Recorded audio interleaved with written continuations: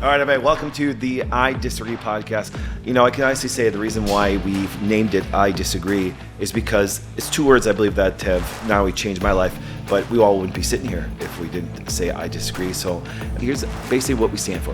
In the past 3 years, there has been more disagreements, controversies, opinions, ideas, failed expectations, character reveals, surprises, disappointments, lies, beliefs, assumptions, and bullshit than ever before. Here we go. You guys ready for the first one? All right, and we are live. Hey, everybody, how's it going? Welcome to the I Disagree podcast. We're with another 6 amazing people. We got some cool things happen today. Something really unique. We had a guest come on that we enjoyed him so much. And I travel, and Dan travels, and Travis travels and stuff. And Travis is traveling right now. And I said, you know something? We had Lorenzo as a guest. I said, you know something? Lorenzo, now he has his own show, but I said he'd make a great co-host for us. And stuff with that. So Lorenzo, co-hosting today. I appreciate it. Thank you. That's saying we massively enjoyed you and stayed in contact with you. So it's that nice. That typically happens. People typically enjoy me. Yeah, I love it. It's the spiciness. I did enjoy you. It's been fantastic spiciness. having you back and stuff on there. So we appreciate you being and stuff. And one of the topics I picked today was I expect you to go a little postal on this one. So it's kind of cool. It's like I expect some good stuff out of you today. So, but that's idea, as I said, and the whole I Disagree podcast was birthed from this fact that some things have happened, and then Dana stood up in a big crowd and said something that way. I'm like, and we were already friends at that time, and it caught my attention and stuff. And I'm like, okay, we need to start a little podcast to talk about these things. And it's been going on now for 2 months, and it's been exploding all over. And people reached out to some big things. Dana's stuff has actually even gone crazy that way, and on her own, Dana disagrees and stuff. So that's been exciting. And like I said, so it's nice to have there. So welcome everybody. And so we're going to do it. I always like to, before we even get started to what the podcast is about, what I want to do is this.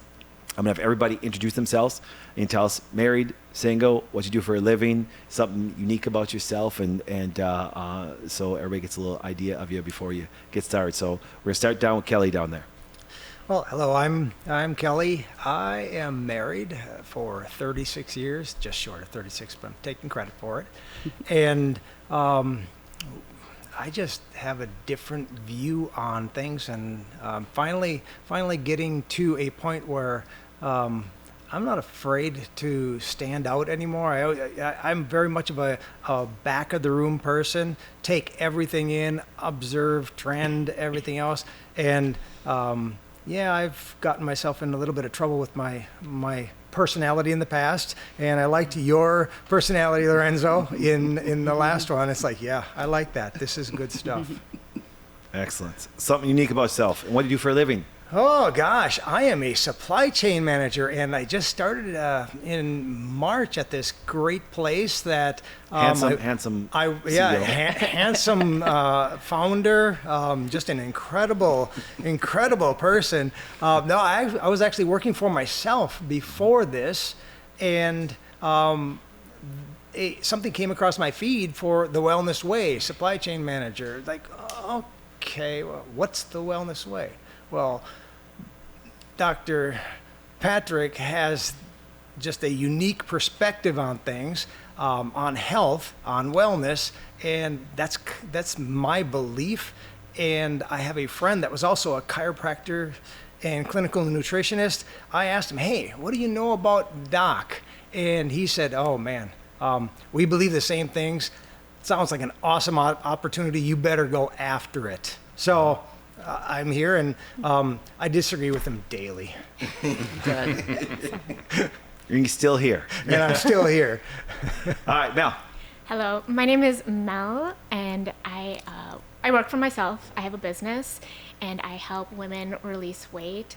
It's called the Dream Body Alchemy Method, and I go through a little bit differently from a lot of fitness professionals. One, I do agree with the Wellness Way approach to releasing weight for women and following the hormones, but I do a couple other things where I incorporate energetics and releasing unresolved negative emotions and limiting beliefs through NLP, and some identity shifting work that I do with my clients through what I call reality creation. And so it kind of lines up with my method.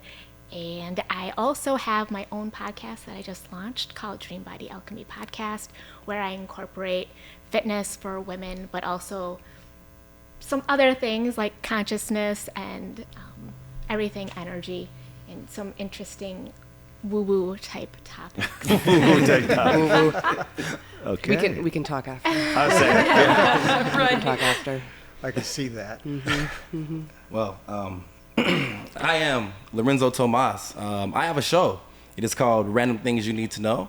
It is on YouTube, BitChute, Rumble, Gab, Minds, and you can find me everywhere if you type in @rrpshow@gmail.com or @rrpshow.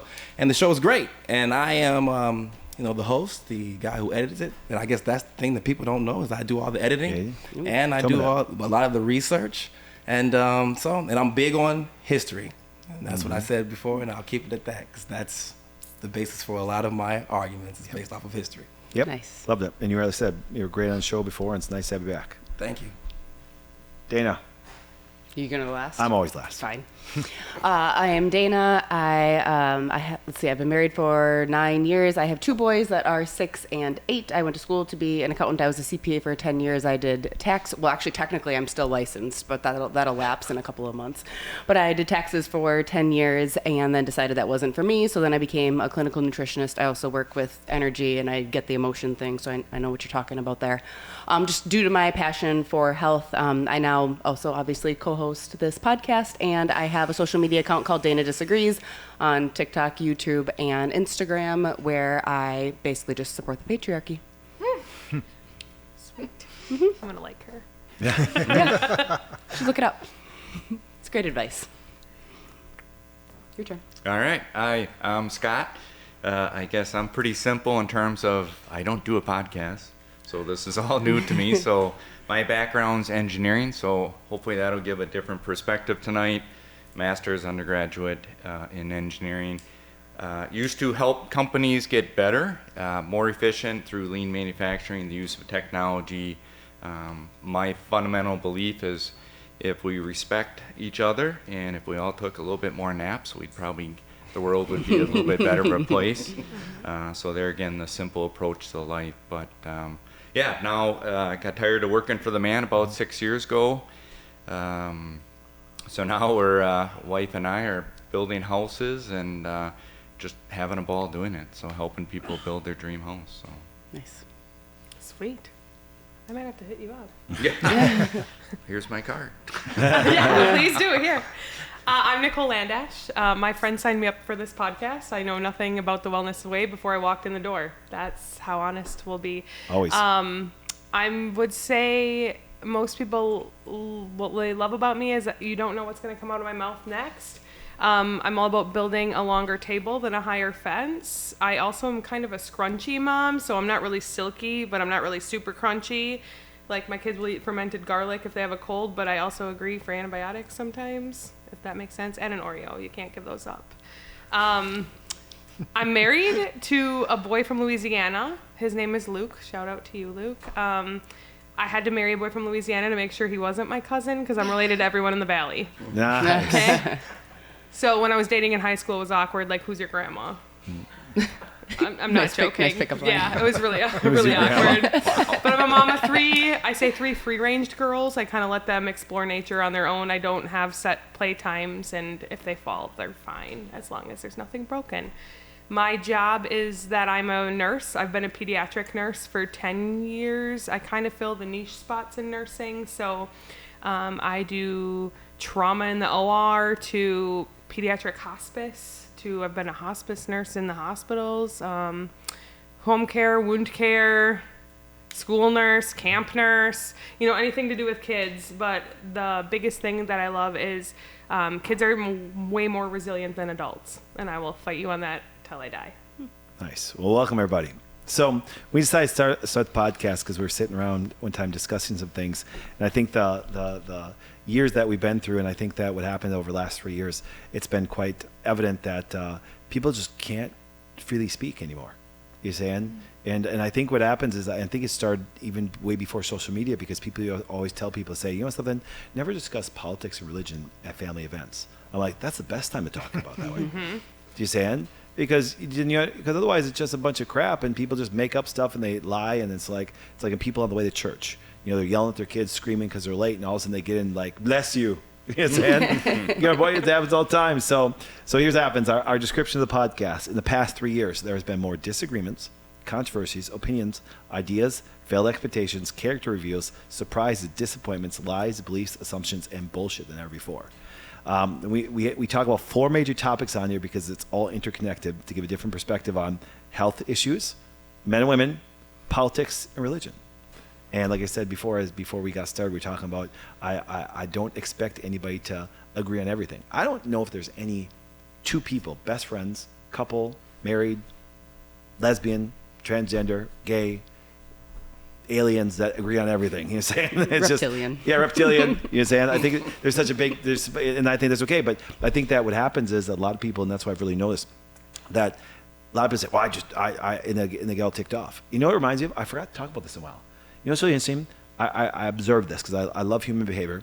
And do you ever notice that if you have a 2-year-old and they can't communicate their idea, what do? Get frustrated. And Cry and get mad. They cry, and get mad, frustrated. tantrum. Thing is this. Now the cool thing is this. There's not that much difference between most of the adults today. They can't articulate. Well, my mama said. I always remember. You ever remember the water boy? Well, mama said. You guys? Well, there's so many people that believe stuff that their mama taught them. And I always say, listen, how old were you when you realized that your parents didn't know everything? You know the thing when you're little, you think your parents know everything. All of a sudden, you get a little older, like they're kind of full of shit on a lot of things. You know, on a lot of things, and it's like, but I flip side on this too. And this is where I've been preaching for many years. But over the last 3 years, I tell people, how old were you when you realize that your doctor's full of shit most of the time? And lies and makes shit up all the time. You saying? Happened over the last 3 years. And I said, when do you guys realize it's easy to understand our government lies to us? That's we're going to talk about that today. So as we go through this, I want you guys to give some very strong opinions. And how we're going to do with this is when I'm going to make a statement. These are statements I believe. Now what we've done, I've had thank you audience for what they do is allow audience make statements and they have us write it down. They want us to talk about on a show. And so I'm going to intertwine some of them today because they kind of relate this way. But I'm going to make a statement. And then what happens is, Kelly, we're going to start with you, and we're going to go all the way to you, Nicole. And all I want you guys to do is say, I agree or disagree, but don't explain. Do you know what I'm saying? Because what we're going to do is this, is I want you to say, I agree or disagree, and then we're going to come back to you. And then you need to articulate why you agree or why you disagree. Okay? And I think these are topics we need to talk about. And I think the one's going to be, I always do some predictions before we start saying, I wonder what this person would say and things like that. And I kind of look up all you guys. And I'm like going, okay, this. And I'm like going, profiling. I profile everybody. Do you understand? And it's like, because I'm an equal opportunity hater. I just hate everybody, so it makes it easy for me. You piss me off, I'll make fun of your characteristics. It happened to me the other day. I was driving in Florida. This Chinese guy cut me off. I'm like, you slanty-headed bastard, get off the fucking road. You understand? You all do it. Do you understand? It's just why can't we talk about this stuff? All you fuckers do it. Well, it's very true. Shout out to my buddy Kellen. He was watching the show, and he said, "Man, who's this? This is exactly what he said. I'm telling you, I kid you not. This is what he said." He turns on the show. He says, he said, "What's P and D?" I said, "Just don't worry about that." He was like, "What the fuck's P and D?" And so he kept asking that. Then he said, "Hey, who's this bald-headed white dude?" I love it. And I said, "That's the doctor." He said, "Man, his head looked like a penis." Yeah, it's just very above average. But see, I love that. So shout out to Kelly. And if he said that to me in person, I'd fucking laugh. I'd have a blast with it. Yes. And it's like, why can't, whatever happened to making fun of each other for some jokes and shit like that too? I mean, honestly, people are so damn offended by stuff. I'm like, can't do it, man. Yeah. I'm like, you call me a cracker. I'm like, hey, just don't make me a gluten-free one. Okay? Exactly. No saltine shit like that. Yeah. So, where did my point though? Where did real comedy go? Well, yeah, it's you just have to enjoy this. And I mean this very seriously. Even being a great individual, that I'm surrounded by great individuals all the time. Life is difficult. Yeah, it is. Going to work, raising a family, doing stuff. It's just life is tough. We have to stop making it so much more tougher. Right. You say, and so sometimes we just need to laugh because sometimes there's things that are really tough that we got to deal with that way. So I tell people, and then trying to walk on eggshells around everybody to worry about shit. I'm like going, man, doesn't fly with me. So as we go through stuff, have fun as we go through things, talk seriously, tell things that way. So here we go. So here's a statement I believe. And now understand this, guys. If I believe something, you're going to find out I can articulate my ideas like crazy. So if I disagree with you, I'll just fire some questions off at you and we can talk about that way. So here we go. And Kelly, I'm going to pause, and Kelly, I'm going to give you an opportunity to think about it for a second and then go from there. But here's my statement for today. And like I said, we talk about health, we talk about men and women, we talk about religion, we talk about politics. But I think this is a good one to start off, especially since we're getting to a political season coming up soon. Here we go. Great. Taxation should be for the poor, not the rich. Taxation should be for the poor, not the rich. All right. I want you guys to take that in for a second. And, really, if it was up to me, I'd say taxation shouldn't be for anybody. But if you're not going to get away with any tax, so I think taxation for the poor, not the rich. And trust me, you guys know I'm going to have some discussion about this, but I'm always the last one to speak. So Kelly, let's go with you. You kind of took my approach away already. Get a little closer, Mike. What I would say is I would. You only get two words. You can say I disagree or agree, and then we'll come around. I disagree. I disagree. Okay. I guess I disagree. I agree with you.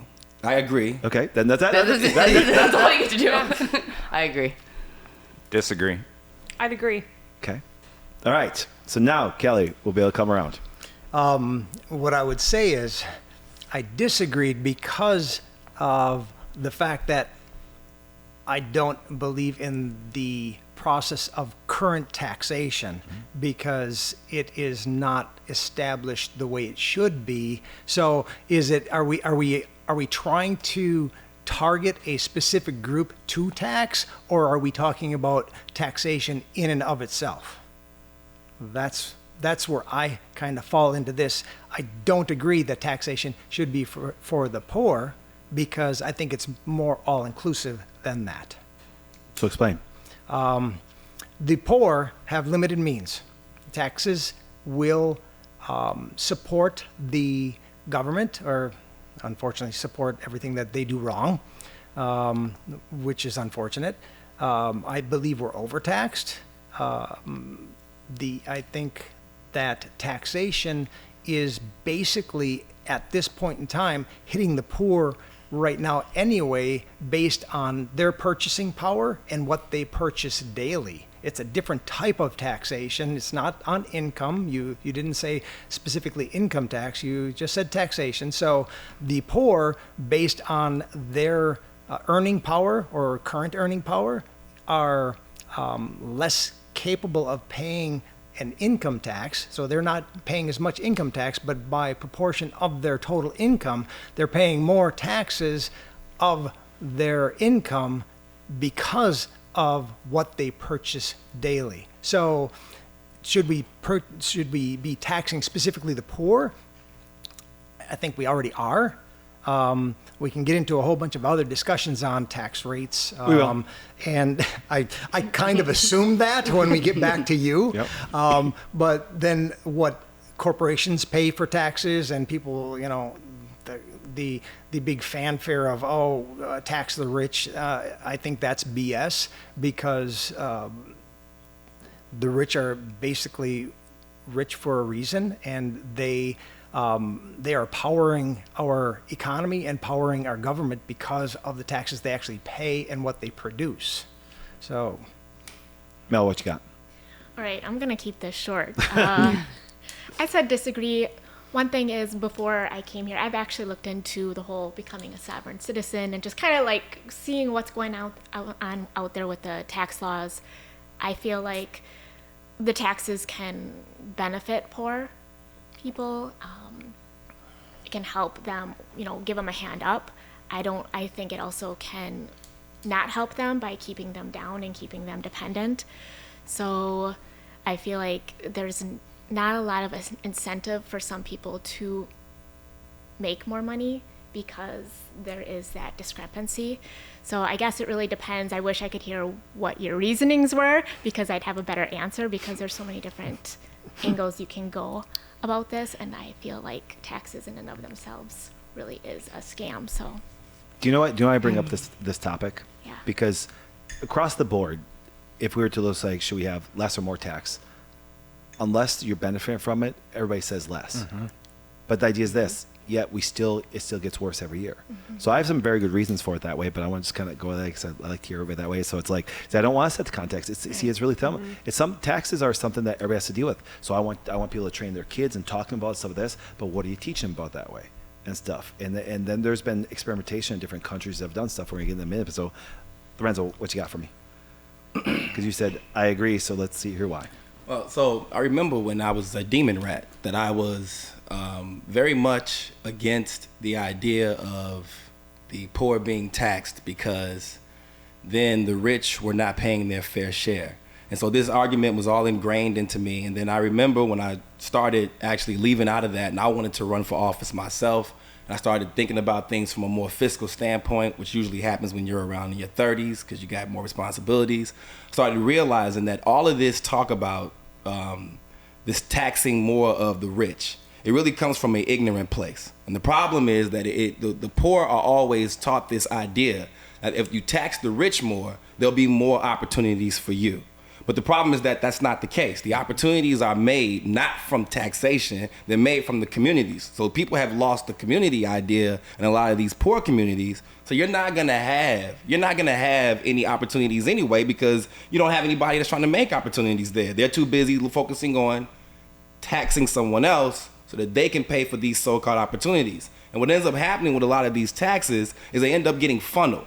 So a prime example is, there's a lot of taxation that goes into non-for-profits and to give out grants and things of that nature. And some of those things come from trusts as well. However, a lot of that stuff gets funneled into those companies and they don't even get to where they're supposed to get to. I mean, there's the number 2 biggest non-for-profit. I won't say their name, but the number 2 biggest non-for-profit in the United States does this in Chicago massively. The number 1 is the government. So everyone can go and look up number 2. We'll just keep their name out of it. But they do that massively. On a large scale, they funnel your money. So what happens is that ends up happening with the government. So you can't have the federal government giving out trickle-down tax dollars and giving it to these different areas. You know what? Here's a prime example of what happens when you tax more, right? So Chicago is a prime example. So they tax and they do all these taxation to fix the roads.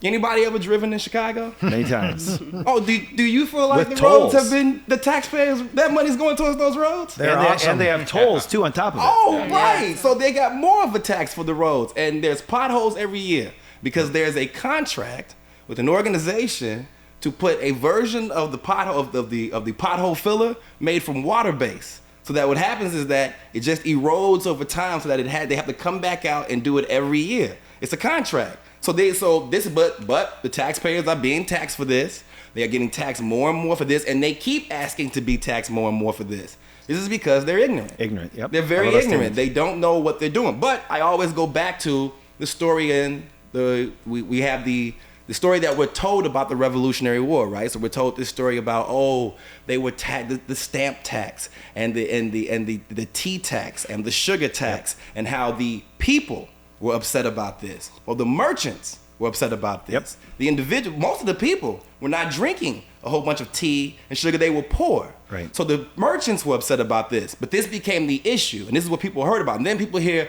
taxation with no representation. You can't tax me without representing what the tax is. And I'm like, that's not what that meant. That simply meant that you can't tax us without having us have a representation over here to tell you what we would like to have done over in our nation. Right. So there's a foolishness right there, just fundamentally, from the start of what we think taxes are based on. There's a foolishness and an ignorance that exists right there.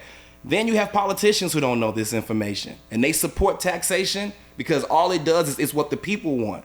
So when the people go out there and ask for, I want to be taxed, I want to be taxed, I want to be taxed, the politicians are more than happy to promote a tax because it helps them as well. Yep. It helps them also. Nobody is thinking about this from a this is hurting me standpoint. I'll say this and then I'll move on. This is another prime example of how terrible taxation is.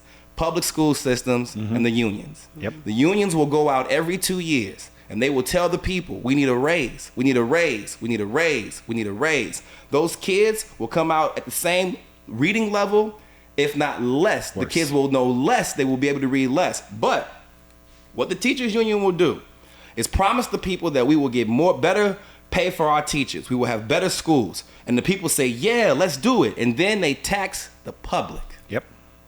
because they think the union's going to pay for it. But the union is also taxing you. In Illinois right now, the debt is approximately $15 million for the state. And this is because of the unions. But they think it's because, white people have been spending money like crazy and not giving it to black people and brown people. So that's what's been going on. White folks just been taking money. Y'all just been taking it and just throwing it into the sky and just watching it just fall all over the place. And then putting it into the roads and then, buying white stuff. Well, so, white stuff. Yeah, you've been buying white stuff. That's right. So I agree with you 100%. So how do you fix that? How do you fix what? How do you fix the whole taxation, not spending money properly? Oh, you and can't all fix that. We never should have started that process to begin with. Oh, I think you can fix it. Oh, okay. That's the thing. I think you can fix it. So how do you get taxed now? You go to the store, you buy something, they take that money out, right? And that at the end of the day, somebody gathers all that money and they send it away magically. Same thing. Most people work for a big brother, work for somebody. They don't know how much they make per hour. Mm-hmm. Make $20 an hour. Mm-hmm.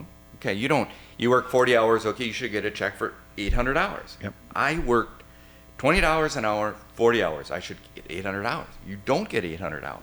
So we've made it really simple to tax people, and I say this on purpose, just like phones and everything else have made us stupider, but we're getting stupider. So like you said, which I 100% agree with everything you said, is they just keep taxing us more, and all of us stupider people just keep saying, oh, that feels really good. Do it again. Yeah. Do it again. Well, put more tax on us. Yeah. And like you said before, do you know what's really funny?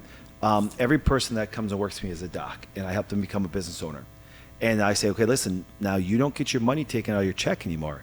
You now have to pay it in. Mm-hmm. I watch people that support, and let's just say we do have political parties that stand for certain things. Democrats are all about tax more and stuff like that. And remember, just make it very clear, and everybody knows my stance. I think Democrats and Republicans are both stupid. I'm a very big freedom person. I'm a very big history buff like you are that way. And I think we should have no political parties. But here's the point, is the fact that it's like when these people actually start to go, holy shit, now I got to cut this to the government and what they do with it. I watch people that were strong Democrats and they start actually cutting their own tax bill in there and they go, I'm done with that. That's ridiculous. And now it changed. And then they want more. And I got to pay self-employment tax. And if I don't do my LLCs compared to S Corp, I got to pay more tax and stuff like that. I'm going, and then on top of it, after you pay your tax that money, now I go pay all the other taxes that way, which is, and what's really funny? I know I want some company to eventually do this, even though the IRS will. We'll get an IRS in a second, but they will legitimately can make your life hell with no they are judge you an executioner, which is number one, illegal and wrong. Mm-hmm. So, but let's keep on going. Disagree. Well, one thing to add on. So, like you're saying, how to fix it, just like you said, I get 800 hours at the end of the week. Yep. I at the end of the month, end of the week, have to write a check out to the government, IRS, whoever, state government, whatever. Same thing, union taxes, not union taxes, union dues. Union dues, which are taxes. Mm-hmm. Every month, you want to belong to the union, write that effing check out. Mm-hmm. Yeah. Because when you start to do that, you say, what am I getting for it? Mm-hmm. Yeah, you say, what am I getting for it? My money. That's right. Because right now, I agree 100%. Everybody, wellness way, whatever company, I don't make $20 an hour. No. When I was running manufacturing companies, 100 million above, people would come to me and say, you're not paying me $20 an hour. You're screwing me over. Bring your check in. Let's go through this. And this was 15 years ago. And it's like, you are getting paid that. It's just, oh, by the way, you see this little thing? That's your government. Yep. Well, that's bullshit. Yep. Okay, here's your state government. Here's, your FICA. Here's your Social Security, so all that stuff. So until you start having people write checks out, this is all just bullshit point. Exactly. Dana, what you got? You said it. So I agreed. And okay, so if you remember from my intro, I used to be a CPA. I worked on taxes for 10 years. I did corporate and individual. I specialized in R&D and ICDIS, which is like a foreign tax return. I used to work at I started out working at a bigger firm, and then I worked at a couple smaller firms. And like the thing is that nobody can actually understand the tax code. Mm-hmm. It's way too complex. Mm-hmm. No CPA will ever be able to understand a fraction of it. And the bigger that you get, like especially with bigger companies. So when I worked at the big firm that I worked at, I actually worked on manufacturing companies. That was, who I was solely focused on. I didn't get to touch a construction tax return, a real estate tax return, retail, like 2 farming ones I happened to be able to do, I guess. But that's what you focused on, because everything has to be so specialized, because otherwise you're doing your client a disservice. But why is it so complex? Well, it's that way on purpose. You know what I mean? It's that way on purpose because the average person then can't understand it. Because if you could understand taxes, you could figure out how to be smarter about it and not give the government so much money, but they don't want that. So they just keep making it tougher and tougher and tougher to understand. And then you have to hire people to just figure out, well, you have to hire people just to be in compliance with the government. Okay, compliance is just filing your tax return, doing your audits and, you know, things like that. Then you have to hire them again and pay them more fees on top of that to do your tax planning for you so that you know what you can buy by end of year, you know your best strategies, and all that stuff is nice and worth it and everything, but it's also money that you should probably spend somewhere else on something a lot more useful if everything wasn't so complex. So first of all, there's that after my 10 years of doing that. But second of all, to actually address the statement, I suppose, I mean, we shouldn't be punishing wealthy people for being successful. Like that's pretty insane. They're the ones who have the risk of loss. They're the ones who are the ones pumping the money into the economy, as you guys were saying. They're the ones taking the risk in starting all the businesses and helping other people be able to work and provide a good living for their own family. And it's nonsense to be able or to have to punish them for it. Plus, if you really look at it, like they're the ones who are kind of responsible with money. That's why they're able to build companies and be successful. And so they should probably not have to pay tax or pay a whole lot less of it or whatever policy we want to come up with because they know how to steward that. Poor people tend to not know how to steward that. The stereotype, right? They're going to go spend it on liquor or cigarettes or, you know, something like that that's going to get pissed away on. So rich people should probably keep the money. Scott, on that statement. Yeah, so I disagreed because I'm a free market guy, but I think taxation should be for all. There should be a limited government. The less Big Brother can be involved, the better. We should go back to the original four departments, and everybody else just loses their job next week. The TSA can go away. TSA, everything. If there's a 3-digit on it, doesn't belong. Just get rid of all of it. Yeah, and then like you were saying, the whole you had a job because it's so complicated. It should be we should be able to fill out on a postcard. This is how much I made. Here's my 6% flat rate tax. So I think it should be all. We could argue about, hey, if you are in a tough situation and you made X dollars, okay, what is that cutoff? Is it 10,000, 20,000, 40,000, whatever? Who cares? But yeah, we've just made it too complicated. But I think it should be for everybody. But it should be for those main departments. Like the military and such like that, keep us free. I just wanted to jump in here about the complications of taxes. When I first started my business, I actually hired someone because I made more money than I thought I was going to, and I had never had money in my life, and I had no idea what to do with it. I hired someone, they did them wrong, and I got fined. And you still got punished. Years later. Like all of a sudden, I'd be like minding my own business, and I would get another check in the mail or another email going, just so you know, you owe us another $1,500. I'm like, No. I paid someone else to do this. They are supposed to know what to do. I have no idea what's going on. So that's for real. That almost made me want to quit my business. But I thought the government just hired 87,000 IRS agents to help us. Isn't that a toll-free line you can call for help? Yep. Nicole, what you got? You said All right, I agree. so I agreed with you. And the reason why I agreed is because I think that taxation should be something that you can work out of. So when you start and you're at an 8th grade level and you don't know your ass from your head, to be frank, you should have the government telling you what to do and teaching you how to do this stuff. Just like you should be taught taxes in high school. There's always that meme like, oh, look, it's parallelogram season, because that's what you learn. You don't learn taxes. And when you are in those taxes, a lot of those programs that most of our taxes go to, the rich don't use. If you look at a lot of them, the rich don't use them. So if they're not using them, you should be able to opt out. Now, there's things that we do use, like the roads or the military and things like that. But, if you're not signed up for Medicare, you shouldn't have to pay into Medicare. If you're not signed up, I don't want Social Security when I'm older. I already have a savings account. My dad taught me that when I was little. That's not going to be around when you're here. So start putting stuff into a bank account for yourself. But I still got to pay into it, which I think is ridiculous because I'm never going to be able to use it. So you almost have to be self-sufficient, but you should be able to educate yourself to get out of taxation, where even my husband and I fight about this all the time. I think once you work 40 hours, anything over that shouldn't be taxed at all. Yep. So Now, you can get ahead in life. So love that. Love all you guys' comments. So I'm gonna make a couple comments. We're gonna go on and see what you guys think on here. The reason why I said that once again is, and Scott's one of my closest friends. Scott and I believe. So you say, how would Scott disagree with tax? Actually, we agree on everything when it comes to taxation. But the reason why I put that out there was a statement is very simple as this: Sweden did a massive change in taxes some years ago.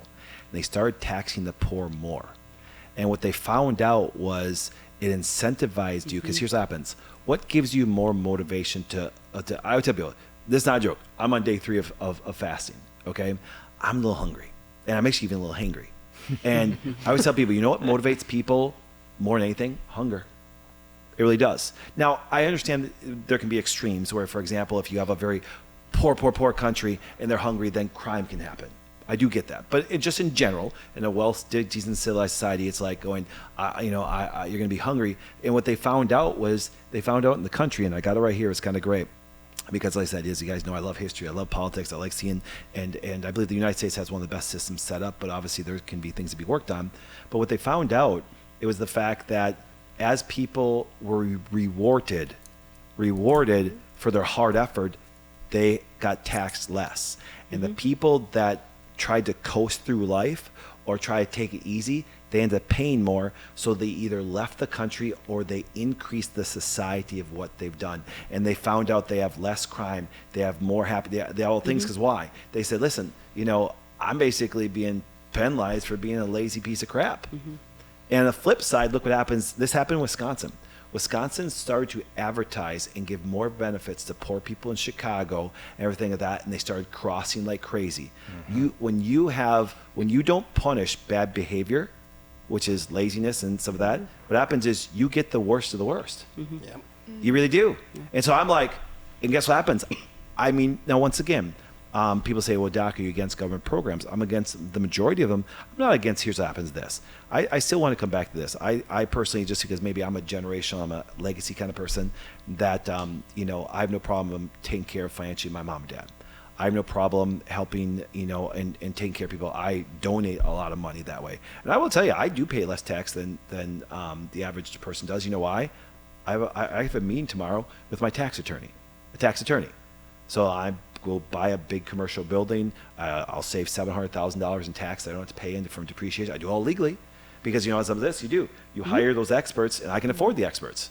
So I'm by percentage going to pay less. But see, it's people who don't have, so, and this is this whole access to this, but you wouldn't have access to this information if you don't build your way up to getting the access to that information, right? Yes. So the problem, so there was a young lady who was telling me that rich people, the other day she was saying rich people suck because they find all these loopholes to not have to pay taxes. And I said, if you had made a lot of money and people were trying to take it from you, essentially steal it from you, because they feel like you should pay more. They don't even have a good reason for why you should be paying more. They just feel like you should pay more.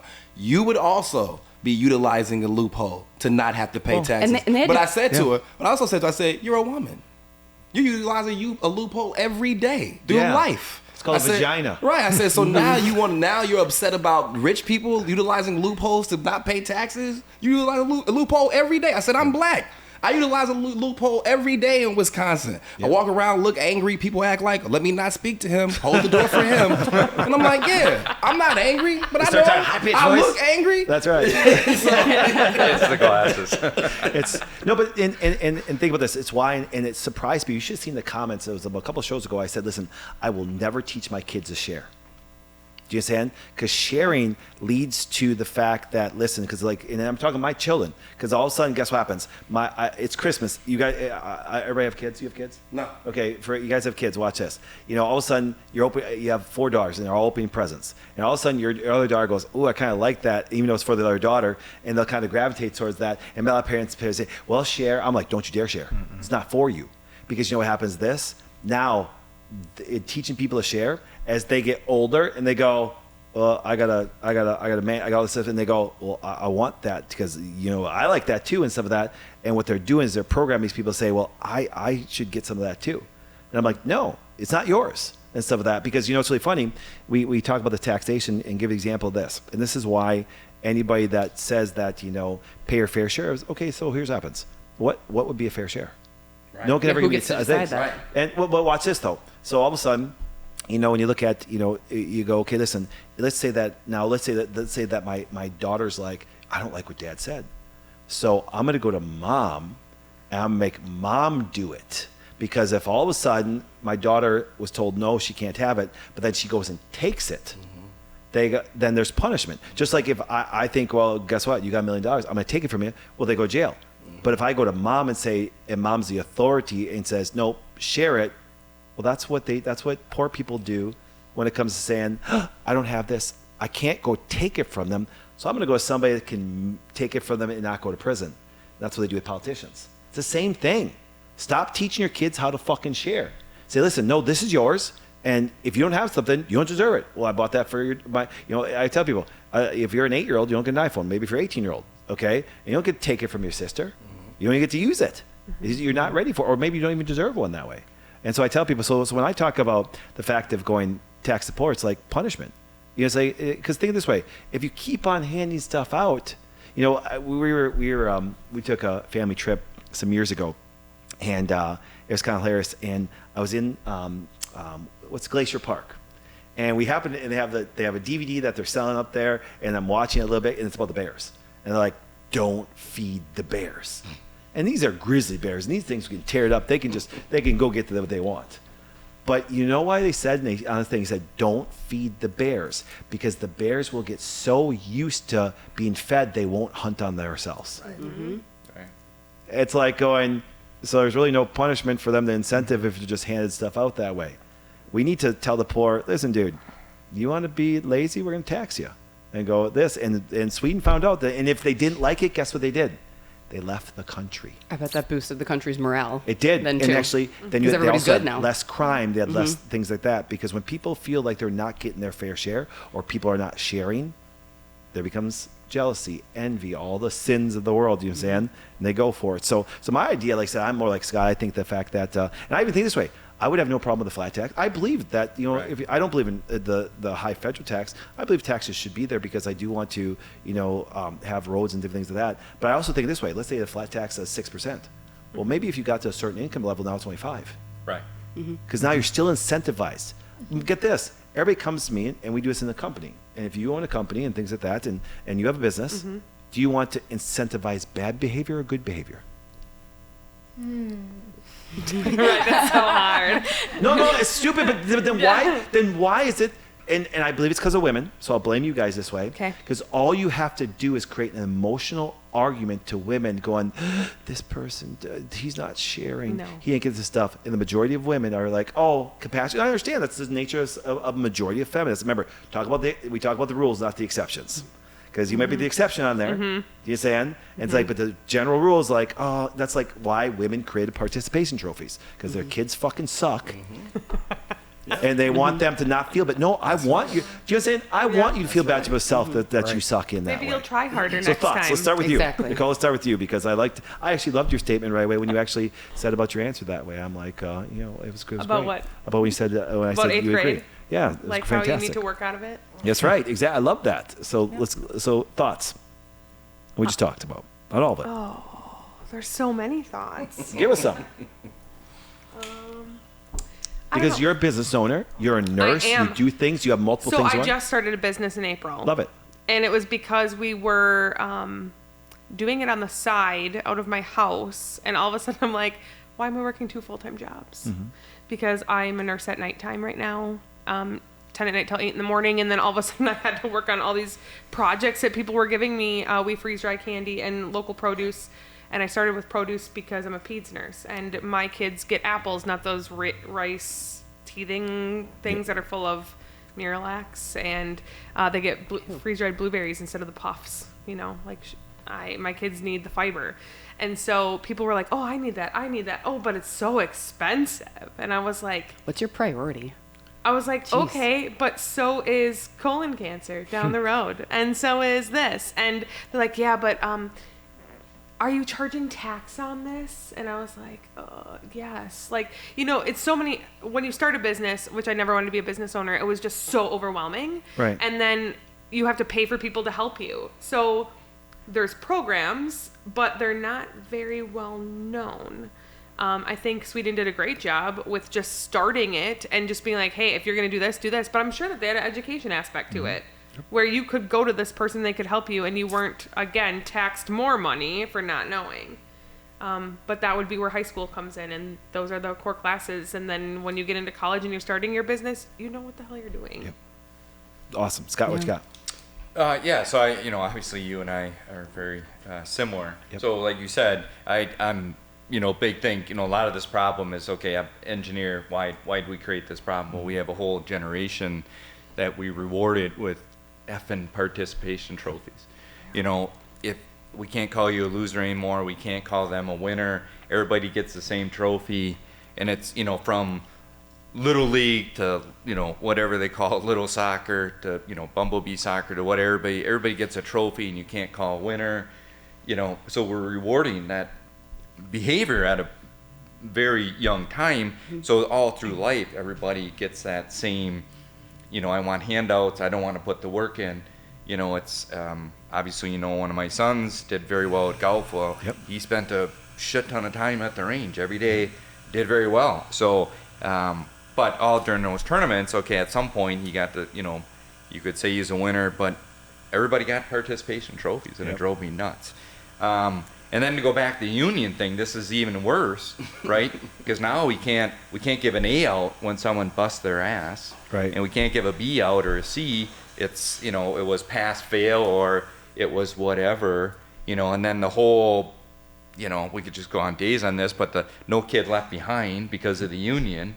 And honestly, if you can't read at a 6th grade level, and I don't care if you're blue, green, alien, whatever, if you're supposed to go to the 7th grade, you should be able to read at a, at least past the 6th grade. Yep. If you want to go to the 6th grade. Same thing with math. So this whole thing is just rewarding piss poor behavior. Right.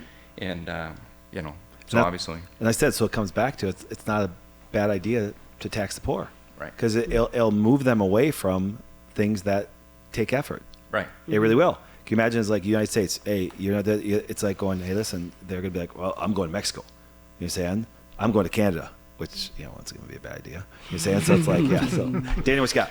A few things. Okay, so first, let's just make sure we define a couple of things, because when it comes to tax, people don't always know exactly what all the terms means. Yeah. So there's a difference between a loophole and an incentive. Okay. Yeah.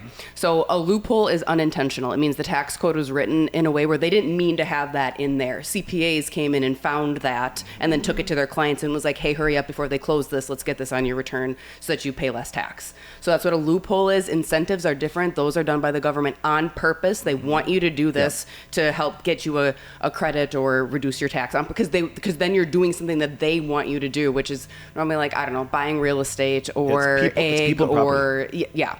So just to be clear about what those are. But regardless of loopholes, and people get mad about those, but it's like you still had to pay somebody to find that for you, to take advantage of it, to know how to file it, because nobody knows how to put those on tax returns. And so, okay, politicians also, you were talking about, politicians before, they do not understand tax. They just kind of get up and talk about it. Politicians behind the scenes, they have to go and ask their CPAs about what's going on. I had to deal directly with that because I worked on the return of a pretty wealthy Wisconsin senator, because he has a manufacturing company. So I worked on that, and then his personal tax return and all the trusts and all the things.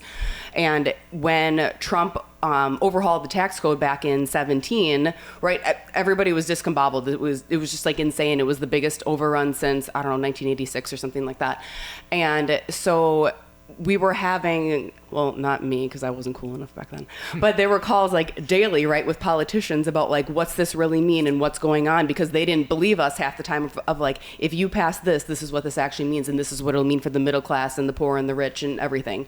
So that they don't actually have a clue what's going on. They need people to tell them about that. And I don't know if people know that. I think people think politicians know things about tax. They don't know anything about tax unless they are consulting with their CPA. And this guy was, because he's a wealthy business owner. So he was doing that on a daily basis, but not maybe all of them were. And I don't know, CPA sometimes can be a little bit powerful, but again, you have to pay for that. There was one, okay, this is just a fun story, and I'm just going to tell it. There was one very, very large, high-profile client that I used to work on, and basically this guy had to pay tax in a couple of states that, well, Wisconsin being one of them, but some other ones that he just flat out didn't want to. And the partners on the team that I worked at told him like this is the code and this is the law, and then there is no way around it. And he's like, you're gonna find a way around it. And pretty much the partners that I worked with, they found a way to get in contact with Wisconsin to change the law, and now these guys didn't have to pay tax anymore, which is kind of a cool story. But Love that and story. then I know what they used that money for, because they were investing back into their company to be able to do more things and grow. Well, that's the thing, and like when I'm looking, no joke, I'm in the process of buying more stuff that way. Your federal tax, you can invest in people and property, and then that's why when people say pay your fair share, rich don't pay tax. I'm going, no. If I make $10 million, I have to pay tax if I do nothing with it. So I'm incentivized to do something with it, and so therefore I don't give it back to the government. Right. So I can sit there and go, and so like when I even bought this building. It cost me millions of dollars, do different things that way.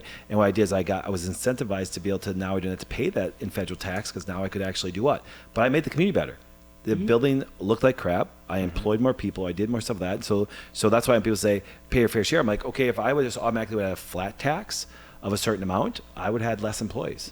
I would add less of a building, less of things to make Less my equipment. community better, and less equipment. And see, so that's why when I watch politicians talk about this stuff, I'm like, and I've always said that unless you have some, let's say, experience in business, and I don't mean going to business school, because that means nothing. You know what I'm saying?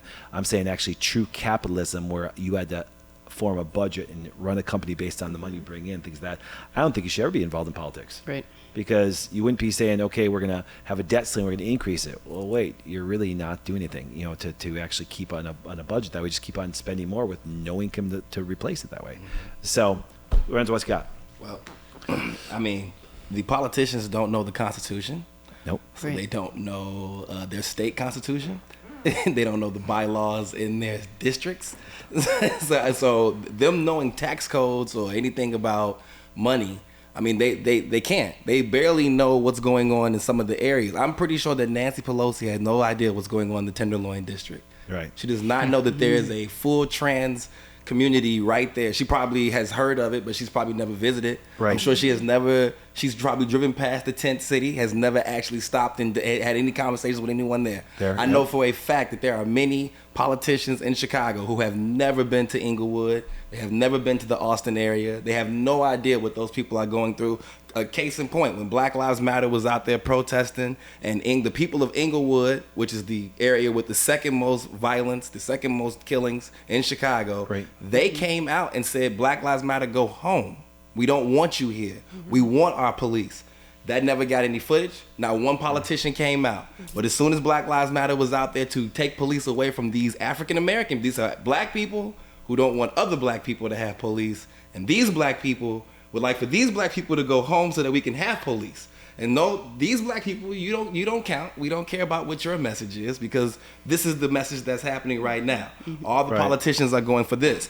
They have no idea what the crime statistics are. If you ever have a conversation, if you ever could ever have sit down and have a conversation with any of these people, they can't tell you what the crime statistics are. They can't tell you what's going on in these areas. They can tell you who has the most money in your area, who Right. probably funds the most, what labor union is in your area, what school district, what area is funding the most, or who's giving me the most money, who didn't give me money, what district didn't give me money in my last campaign, which yes. area didn't vote for me in my last campaign. So I don't need to vote here. So when gerrymandering happens, I'm going to push for this to not even be in, I'm cool with that. Get rid of that area. I don't need that. So that is what they know. They know that. But as far as all of this tax stuff, they have no idea. But I think that they keep, because they do have the ability to pay for people, to give them the information that they need, they keep the people constantly with this idea that Woodrow Wilson came up with a long time ago of the rich and the poor, the downtrodden man, and we're going to build him up. How will you build him up? You couldn't build up the slaves. So how will you build up the downtrodden man? You couldn't build up the natives.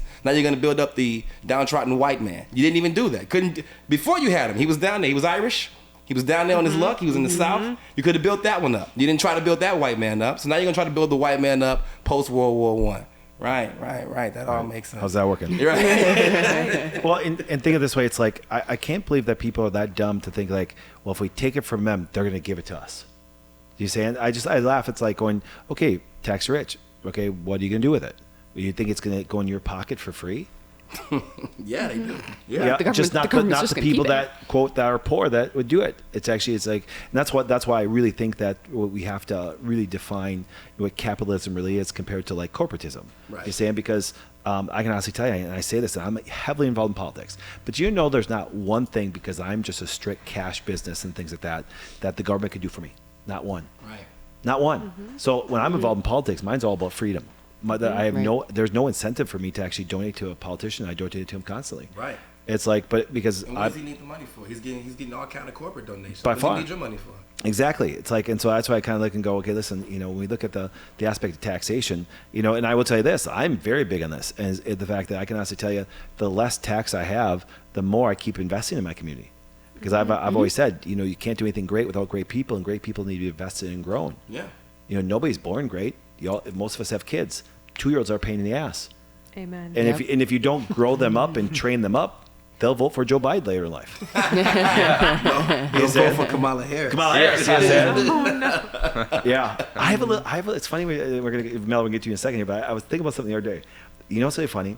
They're going to get Kamala Harris to take over Feinstein's seat. They're going to move Newsom into vice president, and they're going to have Joe Biden step down. And that's going to be Trump Newsom as a thing that we watch that. I came with a little theory, totally conspiracy theory, but I did a theory that way. Matt, what you got? I like it. Well, Yeah, I wanted to bring it back to the female and the emotional part, and tug on those heartstrings a little bit. So here we go. Let's go. when we're talking about the incentives and we're talking about the poor, Yep. like I really feel like we are taking away their self-esteem, we're taking away their confidence when you are handing these things out, because it's kind of like dopamine. If you can have these instant pops of dopamine, but it wears off. Yeah. And what's really going to last is when you work for that. So just like working out, or putting that in and getting that dopamine and having that confidence and feeling good and having that incentive to keep reaching further and like seeing that next level and seeing how close it is, and I got this far, now I can get this far. Where when we just hand it out and we're incentivizing the opposite, it's kind of like junk food. It's like you get that dopamine hit and you have to keep giving that dopamine hit, but what's happening to the person? They're getting sicker, they're getting fatter, they're getting more depressed, they're getting these pops of dopamine, but it's not doing anything for them. So they need more and more and more, and they're getting more depressed and more downtrodden, and pretty soon they're hopeless. Yep. And you've basically given away all of their self-esteem, all their confidence. And I mean, speaking to the women, guys too, but we were kind of picking on the females. Yep. Do you want your children to be incentivized to not go anywhere? Right. Do you want them to just sit there and get handouts and just feel like this is where I'm meant to be? And those people, getting up higher and making things happen and creating businesses, that's a different type of person. That's not for me. I'm just going to sit here and take what they give me. It's just really depressing. Well, it's kind of funny because if you think of it this way, I think that even the government has actually trained people wrong, or schools do. It's like, go out, get a good job, go to college, buy a house. It's American dream. Yeah, do you know why it's called American dream? Because you have to be sleeping to even experience it. Because it's a bunch of bull crap. It really is. You know what I'm saying? And it's like, no, that's totally opposite. Saying you don't want the American dream, because and because what they've done is it's created that. And because why? Because if I can get you to do it, and if I can actually get you to understand that you need a 2-person income, because now I can tax your wife and stuff like that. I've always said that. It's like, do you understand? If women were staying home more, there'd be less of a tax base. There really would. And actually, people realize there would actually be higher pay for everybody doing a job, because there's a limited workforce than compared to what was before. But like I said, more people out there taxation, more people out there to be able to now have more incentive over their kids, because remember, they want people to work, because then also they can condition the kids at schools and stuff like that they want them to believe. So Right. it really I is. see that a lot, and I do. say that because again, my husband, God bless him, he's a stay-at-home dad to our 3 kids, which we have role reversal. Yep. I've always been the breadwinner. He's always been the stay-at-home dad, and we did that, and we live frugally. I would say we're not poor, but we live frugally so that we could raise our kids. Yeah. And when I see other kids who are raised in centers, Yep. that's what I call them, centers, because they got rid of all these psychiatric centers and then they put all of our kids in centers, and like I feel like it's the same thing because the kids are getting the same, when you're looking at a mental facility and you're looking at the child care facility, It's the same thing. it's the same thing. And working in healthcare and seeing that, it's just like, oh God, my kids can't go there. Yep. I would rather have to meal prep 4 months in advance and buy everything on sale than have somebody else raise my kids. Yep.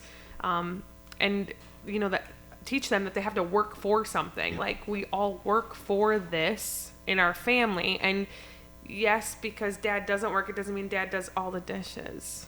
Like, you need to do your own dishes, or at 7 you need to do your own laundry, because someday we could die. Working in hospice, I said, Mom, Dad can die tomorrow, and you need to know how to wash your own clothes. You need to wipe your own ass. Like, so you can't have that learned helplessness. Yes. Well, and if it's too convenient for people, they get out to the world and they're not prepared for it. Like I always told my kids, I said, I'm rich, you're poor, you're a little communist. Do you saying? Yeah.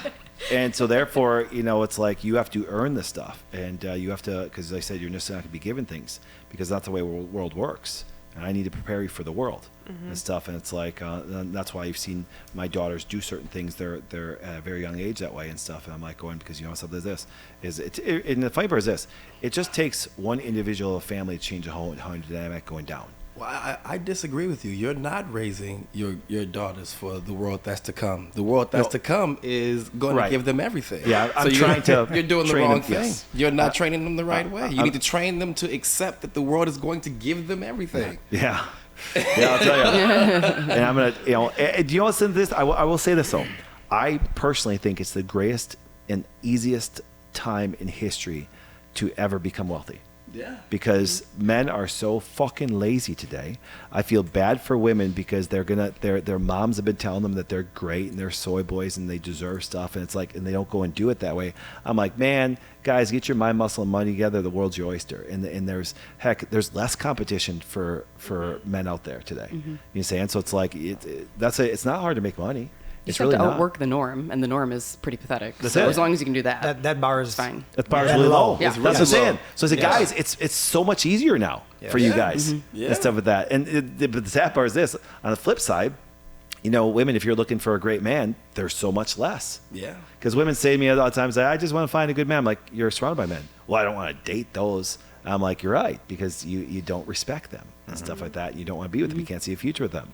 You say, and so it's like, but you're around guys all the time. I always love that when single girls tell me, there's no good guys out there. I'm like, you're around guys all the time.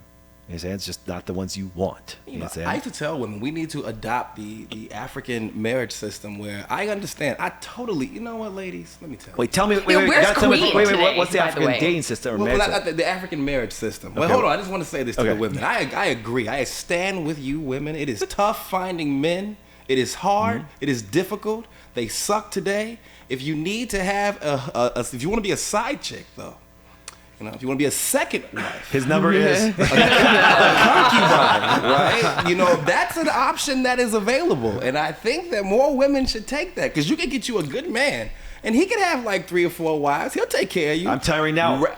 If you think about this, you're a history buff, and so am I. this is women. fine. I'm telling you right now. If I would say, this is not a joke, I'm being totally serious with this, I'm not against multiple marriages. Do you know why? Because if you didn't have the government, women would have to survive in certain things. And the G that was of past, guess what happens? He could support 3 or 4 women. Women like either die of starvation or fucking infection because I'm drinking out of the fucking river that baby's in pissing. Or I go with the top G that, guess what, can afford 20 different women that way, take care of it. So I gotta share a little dick with another girl and stuff like that. And guess what happens? happens is this. Like she's like, I'll take food. Do you understand? This is not a joke. And so but now what happens, girls are like going, well, I don't really have to do this now, so I'm just going to, well, the government's my new man. Right. And so I can just live off of him, and he can take care of me. I'll get that check every month. But it's the same concept. He's got a bunch of different women, too. The government's got thousands of women. women. He's screwing the crap out of them horribly. Yeah, and you see it happening every day. You see it happening every day to you. He's screwing you. He's screwing her. He's bisexual. He screws me. Yes. My ass hurts every time. He didn't even put a Welcome to the burger down your podcast. throat. I didn't even ask you. This is He sexual first. assault. I didn't pay him. He didn't even ask Damn it. But, so I disagree with what you're saying, that it's easier now to be successful for a young man. It is if you're trained right. Yes. Right. Because the whole, I think, Right. is getting worse. So statistically speaking, Right. it's hard to break out of that. Once you awaken from the matrix, you're great and you can be successful, but you got to have help, because now we're on the second or third generation of being primed that this is participation trophy. The government will take care of you. The white man's keeping you down, black man, the alien, whoever it is this week. It's but it's that's what we're on, the second or third generation, and now and so women, they kind of have figured this out, that okay, I'll have more kids, because if I have more kids, I'll get more benefit, which is crazy. Well, but they're kind of from I have that this- angle. I know, I have previous this employment. I have this as a topic coming up. Is we have to stop supporting women's bad behavior. Yeah. Because if they get pregnant, I'm sorry, I didn't fucking knock you up. You don't get Medicaid just to be able to pay for your baby. Right. And I know it pisses a lot of women off that way. I mean, even at employees that happen that way. I'm like going, what the fuck you jump on Medicaid for? You pay your own damn bill. I didn't knock you up. You saying? And I know it offends a lot of women, because there are a lot of women that get pregnant single that way. I'm like going, well, I'm not gonna get Medicaid. Medicaid was there for circumstantial and tough reasons that way. And now you just get pregnant, I'm not get Medicaid. Screw you, man. I didn't knock you up. I'm paying for that too. You know saying? We gotta stop rewarding bad behavior. Watch this. They always say that it's a patriarch out there. Really? Who benefits more in divorce, men or women, still this day? Oh, 100% women. Women benefit like crazy. Yeah. In all situations with that, the courts, because in family court there's all up to a judge and to their decision and to their discretion, and it's usually going to be in favor of the women. And I watch these, and I'm sorry, ladies. I don't feel sorry for you when you marry or you go after an NBA player and then you get knocked up and you want $20,000 a month. She just gave into the African marriage. Yeah, I was like going, yeah. You know what I'm saying? It's like, it's like I watched this. I watched it the other day. It was somebody that I had to pay like $50,000 a month in child support. You know what I'm saying? Because For what? well, here, get this. It's not a joke. Here, it's not a joke, and I have obviously a lot of wealthy friends that way. And what they'll do is that the wife will actually want to continue the lifestyle she had, even separate. Dude. You don't get that guy. You don't get that lifestyle. You say, well, then it puts a lot of pressure. Yeah, maybe the woman's actually gonna do the right thing then, and maybe work it out or do something that way. It's like going, listen, it's like there's no saying it's cheaper to keep her. You understand? A lot of guys, if they're wealthy, stay in relationships. Why? Because it's fucking cheaper to keep you than go through all this shit. You understand? And then they have what? They have their side chicks. That's right. You understand? And it's like going, but that's the thing. It's like divorce. It's for the poor guy. Fuck, you can go through him like water. Look for another sugar mama and stuff like that way. You know what I'm saying? It's like it's really it's really funny. You're the breadwinner. If your husband leaves you, you're paying his ass. Do you understand? I know that scares me sometimes. Oh, I'm happy a woman said that. And I just say that because I think it's because I grew up with my mom and my sister and I, and it was just us. And like, I saw my dad weekly, but we had to figure shit out on our own. Yep. So when I had a lot of guys that were interested in me, and not to toot my own horn, but all of a sudden I was like, you don't know how to hammer something? Look, this is a wrench. You could use it as a hammer. Like, you can't even bait your own hook. What's wrong with you? Things like that. So my standards were way higher, and then all my friends were like, oh, but he's really cute. And I'm like, that does nothing for me. Because in 50 years, he's been schmoozing off of his looks. So in 50 years, he's going to think, go away. Oh my gosh, look at me. This is so great. And you have no worth, Value. Value. Yes, you have Yep. no Value. value to me. So when I married my husband, I was like, okay, you're valuable. and you add to my life. And even if you're not making money, that's not the top thing that I need from you. So, because I can do that myself. Right. Does he know how to use a hammer? Yeah. He actually went after a beehive with a hammer, though, once. So I don't trust him all the time with a hammer. So Not not the right tool. So not all the time. Not the right tool. But I definitely agree with guys. This is probably why I definitely agree with guys most times. Because they're the ones that are the breadwinners or in society today. And they're the ones that are... Well, exactly. You just said, you said something I've been preaching for a long time. Society was built by men. The characteristics of men. Do you understand? You know, competition, efficiency, aggressive, things like this. All stuff you have to do to be a great worker and a great business person. Yet, if you try to bring the feminine characteristics into society, you get compassion, nurturing, all of that, which are fantastic for a home, but not made for society. Because then you get because that's what I said. That's why if you ever notice, you ever look at it this way, look at they did a study, okay? Look at the Democratic Party, look at the Republican Party. Look at the difference in women. Look at the difference in what they think about that way. You understand? What are they trying to get from it that way? You know, you look at more Republican women, they're more of the conservative women, they're more go, work, do this. You Republican women, it's like, I'm suppressed, I'm this, they got purple fucking hair and shit. You understand? And it's like, and I'm like, and nobody wants you, no guy wants you, so the only guy that wants you is the government. They're fucking you more than the way you want to be fucked. Do you understand? Yeah. No, it's really true. You got to look at this. And no one's had these conversations. I'm like, why are you Democrat? Well, because this. Well, why? You because they're benefiting from it somehow that way. Right. Because I understand it, ladies. It's easier to suck off the government than suck off a guy. Yeah. But you know, there's an issue. I don't know if I follow that. Kelly, why don't you say that? There we go. Yeah, Kelly, what do you think about that? I don't want to follow that one. Okay. But you know, you're talking about the government and the women and how they are. I've heard you talk about characteristics of women, characteristics of men, earning potential of women. A woman, Dana, you didn't hire him. You married your husband for a reason, because of his, whether either it was potential or already actualized. Yep. So my wife and I, she did the same thing. Yep. And following, and we've had this discussion with my wife, is the characteristics of the men and women. She has excelled in her career. Not because of those female characteristics. No. She has learned and used those over time and has excelled. Does she carry those over home? No. At home, she has her female characteristics, and that's great. It's not like have to be dominant and right all the time, even though I probably am right all the time. This is good. But and she would debate that, but again, I'm right. So that answered that question. As she's watching right now, hey. Yes, hi. And the best part about it is we can have these intelligent conversations. She expects nothing from the government. She knows she can support herself if I am not there. And going back a little bit into our conversations with tax code, with you had mentioned it, the participation awards, drives me crazy because that's just diminishing our culture, what we can actually accomplish in this country with the people that we have in it, because we are building a society of people that are absolute underachievers and expect handouts.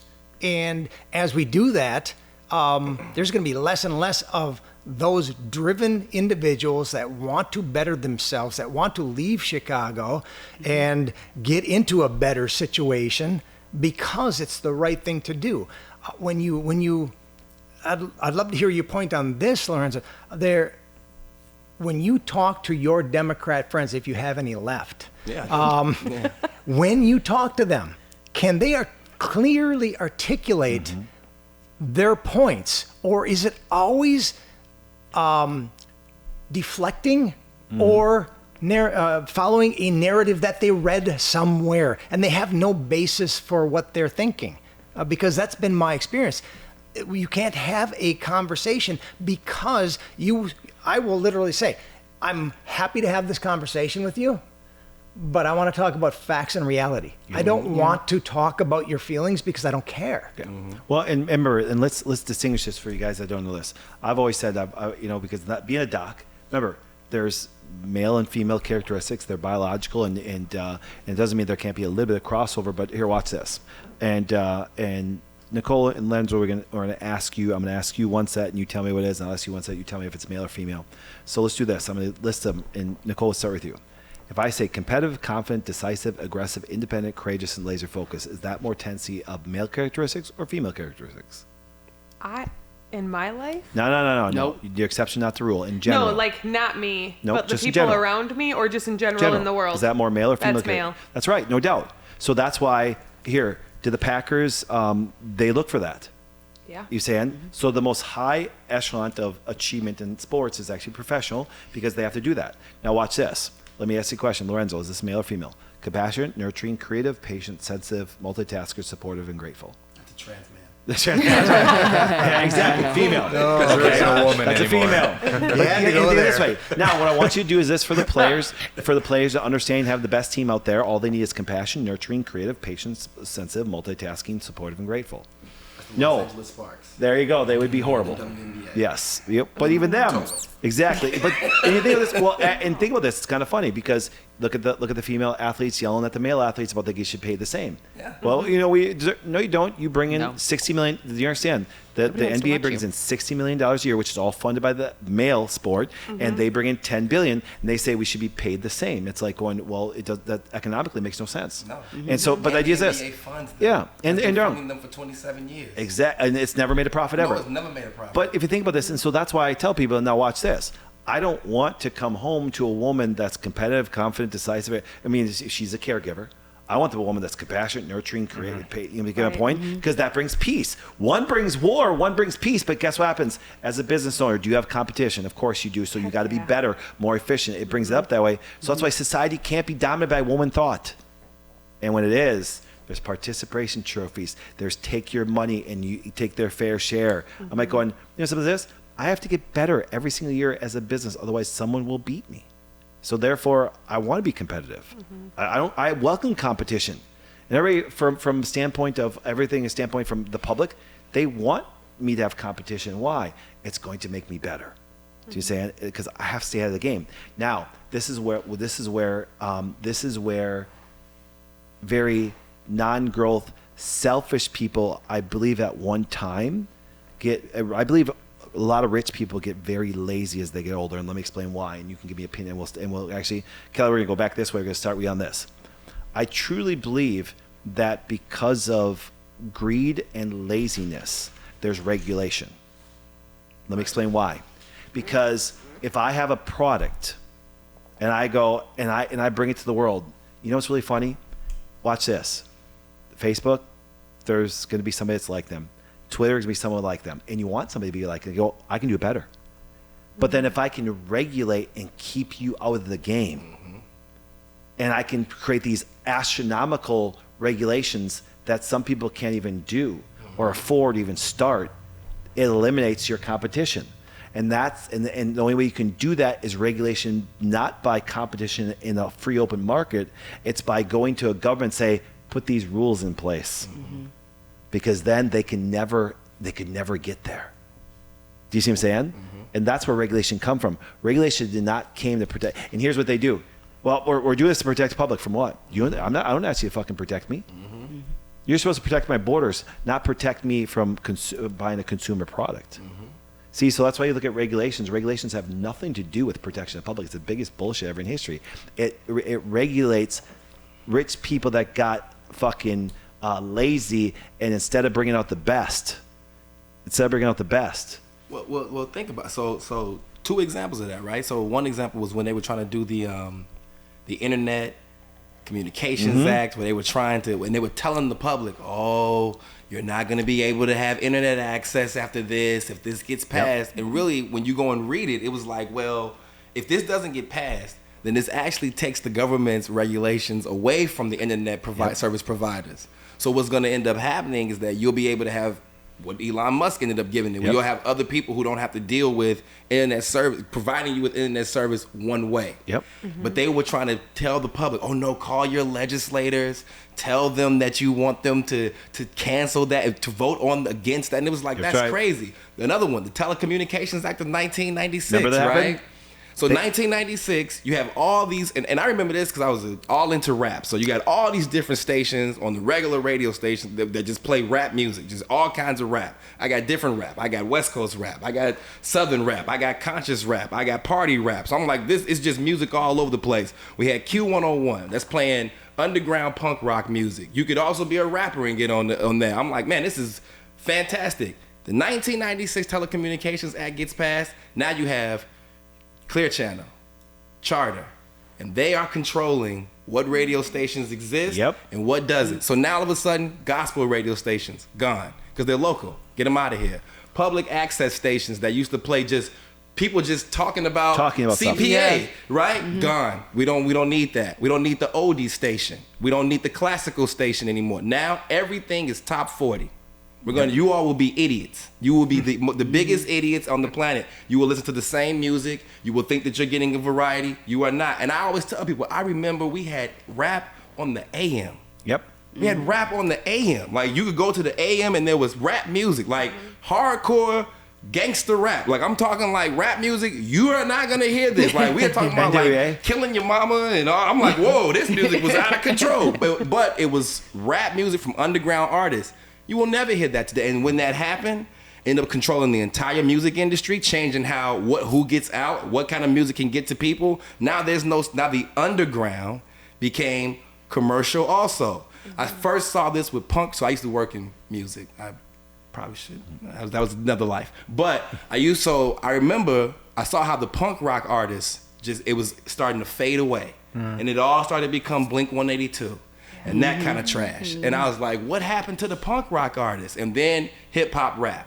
And then it became, rock music had already, it was unfortunate for they had messed that all up a long time ago. But the 1996 Telecommunications Act, it just ruined everything. But this was to help the music industry who was tired of, hey, we shouldn't have to lose out. Exactly. We shouldn't have to lose out on business because that small station gets to play the music too, and no, we should be able to regulate all of this, and these are our labels. And then even with that, making it to only 3 conglomerates versus having all these other labels that could just be out there. Now you just have Universal, Warner, and Sony. Yep, competition. That's it. And so it's yeah. And it's like this. I would tell people like, oh no, there's great competition between big companies, guys.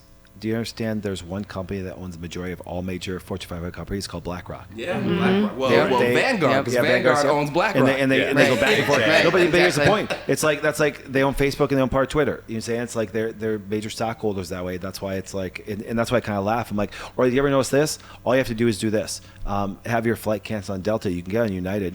No, they're in competition with each other. No, they don't. They just easily transfer over. They'll get you on there. That's like, or it's like all the car rental places and stuff like that. I'm like going, guys, it's a big scam because they keep the little guy out because the little guy can overtake. He can always do it better. That's right. And it's that's great brainwashing too. Yeah. I mean, because then they can have their one message. It's back when like Rage Against the Machine was actually against the machine, and now like it's split. Now Rage Against the Machine is probably liberal. Yeah. Yes. And like we're all like. Rage, like no, we're all being brainwashed. We don't even know it. Rage wanted everybody to get vaccinated before you come and see them. That's what remember? I'm saying. Yeah. I saw them right. Yeah, so I'm going to raise 4 times boosted already because I want to sit down here. Dana, what you got? You got something to say? No, I actually was just You going to were say, like, I did like Blink-182, but I'm a little bit younger, so. Wow. I saw her do like this. I'm like, oh, Dana's got something to say. That's really what I was going to step in and say. Look, I was born in 89, so like 96, Wow. I wasn't, it was a small child. No Tupac for you. Yeah. So this whole thing happened now. You don't even care. No, I had to like sneak to listen to secular radio. So like there was that. Radio. Yeah, Gotcha. to secular radio. I had to sneak secular. that in 95.5 in Wausau. Like, Wow. I had to sneak that past my mom. Hey, Scott, what you got? Yeah, so I completely agree with you guys. But how did it all happen? Okay, the engineer in me, how did this all happen, right? It's pretty easy. Follow the money. Yes. Yeah. Where'd the money go? 100%. The money went to the lobbyists. Yeah. We all think the politicians are in control. Fuck that. They ain't No. doing shit. And They're pawns. I'm with Patrick here again. I don't care if you're a D, I don't care if you're an R. It's all bullshit. It's meant Yep. to keep us separated and fight amongst ourselves.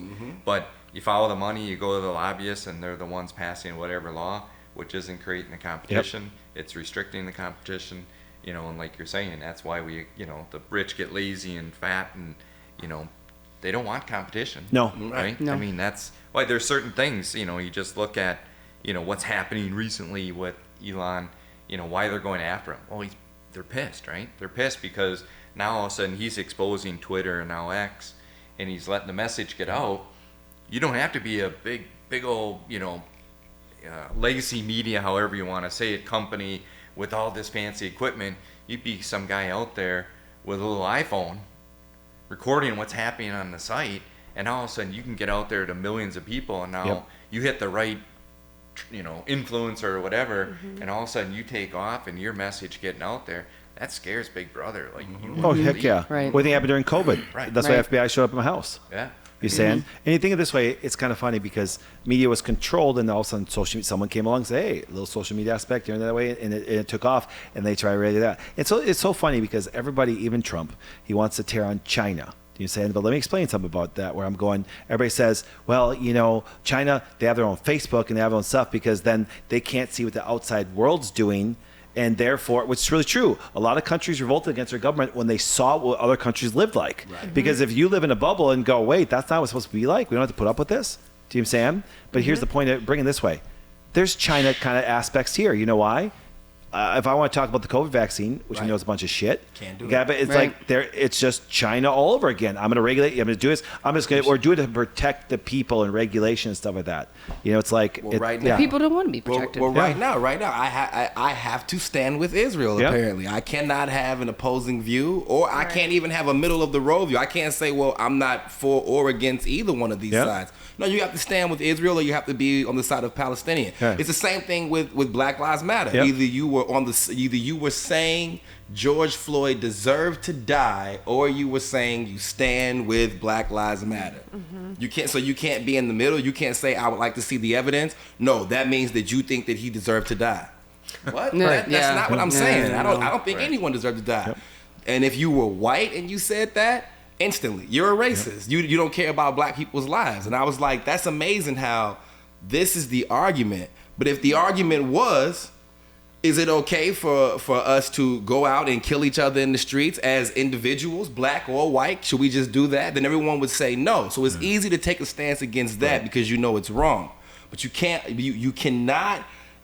sit up here and allow people to have this middle ground on things that they don't understand because they don't know.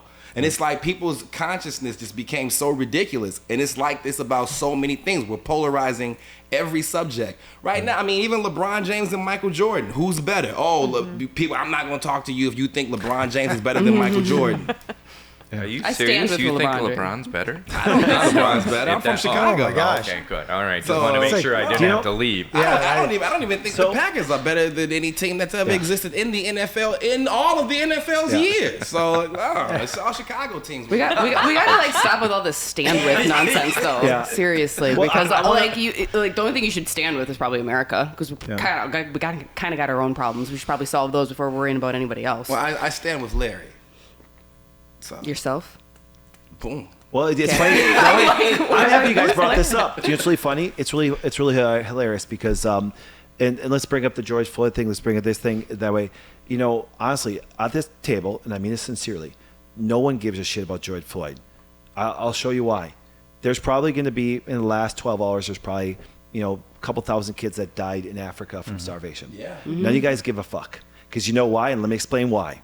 The farther you get away from people, the less you care. I don't mean this negatively to anybody here. And like I said, and I like all you guys, I don't give a shit what happened to your grandma if she dies tomorrow. I really don't. Because you're going to find out, you get without your circle. What happens is this, your circle of influence that way, which I would tell people, and I didn't realize that someone came up to me and said they love my comment. It was like, I said, listen, with my family, I'm a communist. Why? I want to take care of them. I want to prepare my generations. Right. With my friends, I'm a Democrat, which means what? If I got wealth, and believe it or not, if you need wealth, I want us to do it together, and let's get wealthy together, and let's work together, and let's do this. So you want to do it together. Now, you go out farther from that sphere to the public, I'm more of a Republican. Self-responsibility. To the world, I'm a libertarian. It's like, because you know why? I don't give a shit what happened in Africa. I'm more concerned about Brandon and my family and his kids and vice. You get my point? And so that's why I laugh when people are like, George Floyd. I'm like going, I don't give a shit that he died. I don't give a shit how he died. Because you know why? None of you guys are fucking crying over the kids in Africa dying of starvation every day. We're in a third world country. So that's why, and people can say, you really don't give a shit? No, I don't. Because you know why? Like I said, and see, with people that are working on themselves or working to get better, they don't even really give a shit that much of people outside themselves. Because you know why? Because if I'm not good, I can't take care of my family. And if then my close people are not good, they can't take care of the family. And then we do have empathy and we do have, like I said, now I'm going to sound like more female characteristics. I want to nurture and take care of my generations because why? They're directly connected to you that way. See, so that's why I kind of laugh when people want to debate topics like, what do you think George Floyd? I don't. What do you mean you don't? Here, this. I don't. No, you're wrong. If George Floyd was my brother, I would probably care a little bit more. And maybe just like this, it's like, you know, because your circle of influence as it goes out, you care less and less. That's why these people come and say, I care about all black people. I'm like, you fucking liar. I care about all these things. I care about, I want to be, I'm like, you're lying. What are you trying to get from it that way? Do you understand? You're trying to either get attention or you're trying to fulfill some inadequacy that you have. Because I'm like going, it makes no sense to me. So it's Dunbar's number. Do you remember me talking about that? Yes, I did. Explain that though, because a lot of people don't know it. Dunbar's number. It's a theory. I don't know that it's ever really been proven or anything like that, but it's a theory that the perfect community size is right around 150. Yep. And so, because when you're in a community, a small community of only about 150 people, first of all, you know everybody, and if you know people, you don't wrong them. Right. And then second of all, 150 is about enough so that you can have everything that you need. Everybody can pull together, and you can have your community and all be able to work together, and you have everything that you need there. And then the big overarching problem when we look at culture is that we are so far past that, right? We have politicians who are making laws for people that they don't even know. So it's easy for them to not care about those people who they're impacting. And then it's everything you talked about too. We're too far away from our small community size. Yeah. And then if you look, it's kind of funny. Do you know what one of the most prosperous and best places to live in the world is right now? Sweet. Dubai. Oh, Dubai. Do you understand that they hold men to such a high standard that if you don't even perform at a high level, guess what happens? It's one of the safest places to go. You could wear a diamond watch down thing, and you can't do that in even Milwaukee anymore and stuff. That's people. No, it's because what they do, they hold men at high regard. They expect them to be well-standing individuals, providers, protectors, stuff like this. And it's kind of funny. It's like, and if you look what happens, they contribute to the community. You have to be a contributing factor. That's what I said. That's what job with Sweden. It's like going, listen, and they will literally remove you from the city. Think about that. They'll literally remove you from the city if you are not that. And I said, why can't we go back to that? That's why anybody around me, I tell people, listen, if I think you're a piece of shit, I'm going to tell you a piece of shit. Because you're either going to run towards, and that's what I said. People say, well, Doc, you get to be very lonely. It's not true at all. Actually, our company and team gets bigger, to the point where even self-employed people go, I want to work there. Do you understand? And put people at high regard. And see, both men and women, because to me, when you go to society, to me, you're basically asexual to me. Do you understand? Because why? You're entering male society to make it better. Because guess what happens? No, they're wrong. We had an incredible Us We Are culture day today, which, for example, we had carved pumpkins. We did so. It was our female and our great females that came up with those things and characteristics, including Brand's wife, that actually led to a great cultural thing. So it does feel a little bit like home when we were doing the stuff.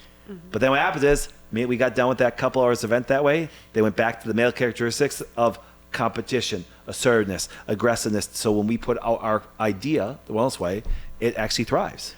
So look at it this way too. Tell me how that event would have unfolded if you or I had to plan that. Well, there wouldn't be one because you're busy working. Yeah.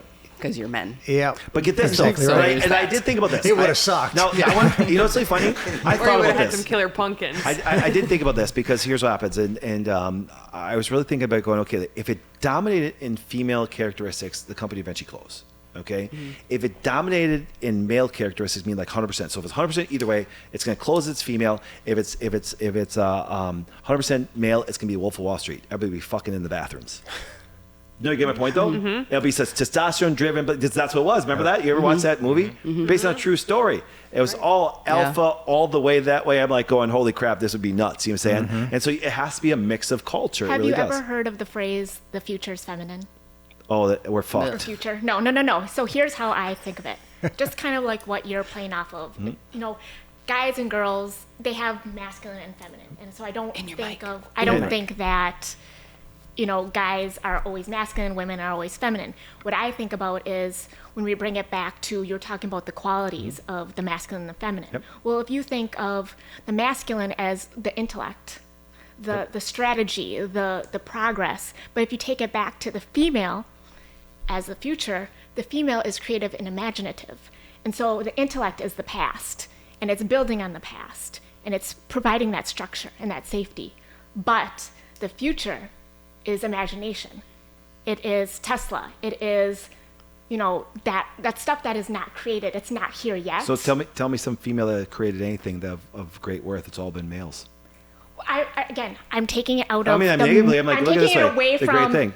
a man and a woman. Yeah, I'm saying feminine, masculine.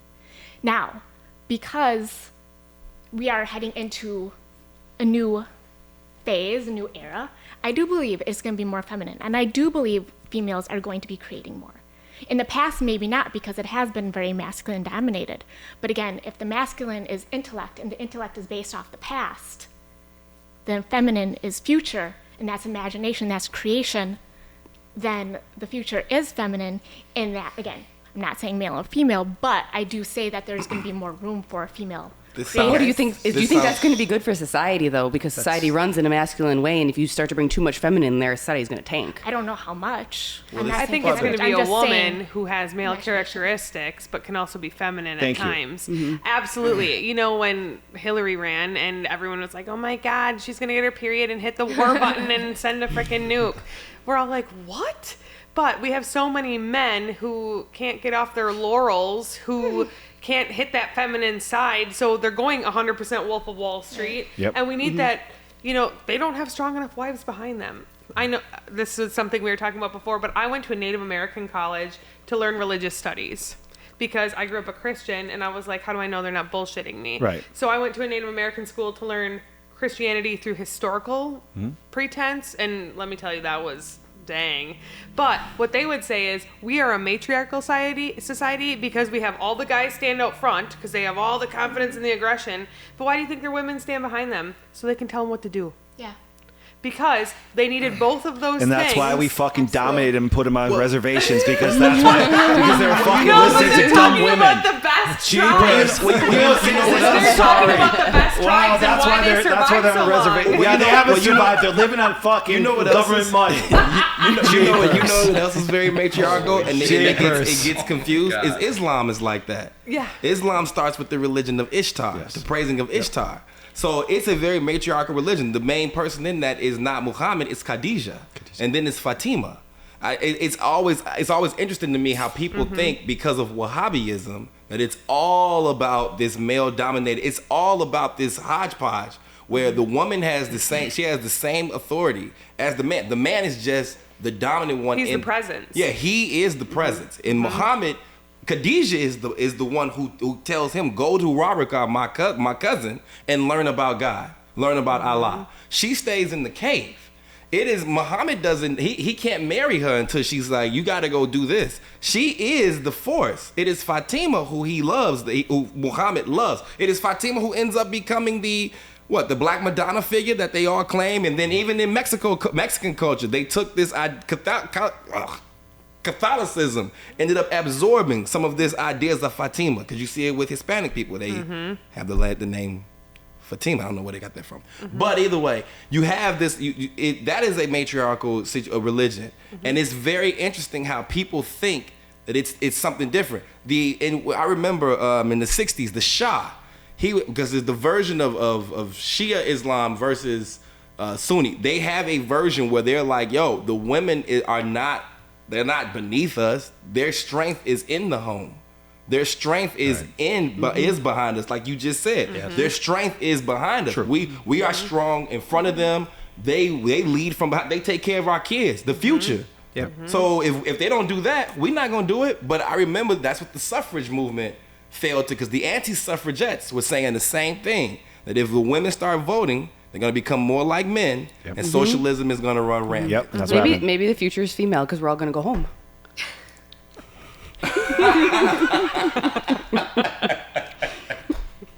saying. I'm not saying anything about like the patriarchy. I'm just saying the imagination, characteristics. I understand what you're creativity. saying. Yeah, but that's Guys, it. I But understand you got it this way. exactly. But watch this. It sounds Yeah, like but- it sounds like pre-Byzantine Empire. But that also be like saying that men are not imagine creative, because guess what? The woman didn't create my company. Elon Musk, is get my iPhone. point? Just the characteristics. Again, when we list the characteristics, intellect is Yes. the It masculine sounds like the fall of Rome. characteristic. The like the fall of Rome. creativity and imagination is Yes. Sound like how Well, remember, Rome I will went tell you this, and see, and I tell you this. I said, what I want people to do, and that's why I'm very strongly, even I teach my company that way. Hey, listen, females have very great characteristics that men don't have, and vice versa. And for example, and our company has thrived even more when I got rid of all the boss bitches. People that are just like they're trying to be male and act, or trying to get female characteristics to dominate the company that way, and it doesn't work. That's and on an top of it- MLM. Exactly. That's why females dominate MLM companies, and they're all backstabbing bitches anyways. You know why? Because they'll take your clients no matter what that way. That's why I know a bunch of people. They're always bitching about other women and stuff. So, but here's the point: is that it going, hey, listen. But then all of a sudden, here's what happens: this here, and I think every business, and no one's proved me wrong anyways, and it's acceptable in all athletic sports that way. Competition always has to be the forefront of every business, by far, because even internally it makes you better, because if you have a good idea, someone's going to want to copy and catch you. And that's the good thing. I want people, I welcome competition. You saying? I welcome competition even internally that way. Because why? Because it's going to make the staff better. Because here's what happens. That's why if you look at all things that allow things to coast. Let me give you an example. If a professor ges tenured, does he strive still to be the best? Now you're going to hear this.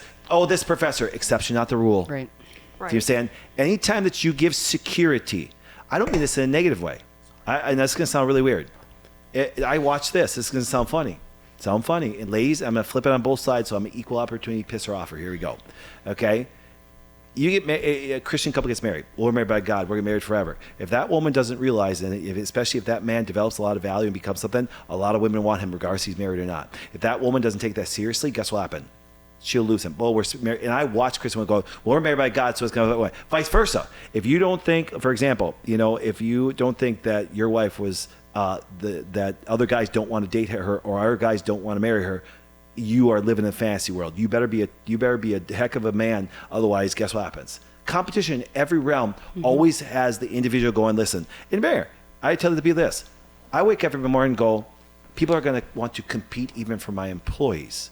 People are going to want to compete for this. So I have to get better every day, because if I do not, guess what happens? Someone's going to take them. And that's not a bad thing. Do you understand? That means once again, that's my self-responsibility. I get up and go, I gotta be the top. Now, remember, it doesn't mean I'm saying I'm top of everybody. I'm saying I gotta be the best for everything, so that people want to be there. And I think that goes in business. I think that goes in relationships. And because with the minute women get comfortable and let themselves go, or vice versa. The minute a guy doesn't be formally supposed to be that way, and the next thing about being a person of faith.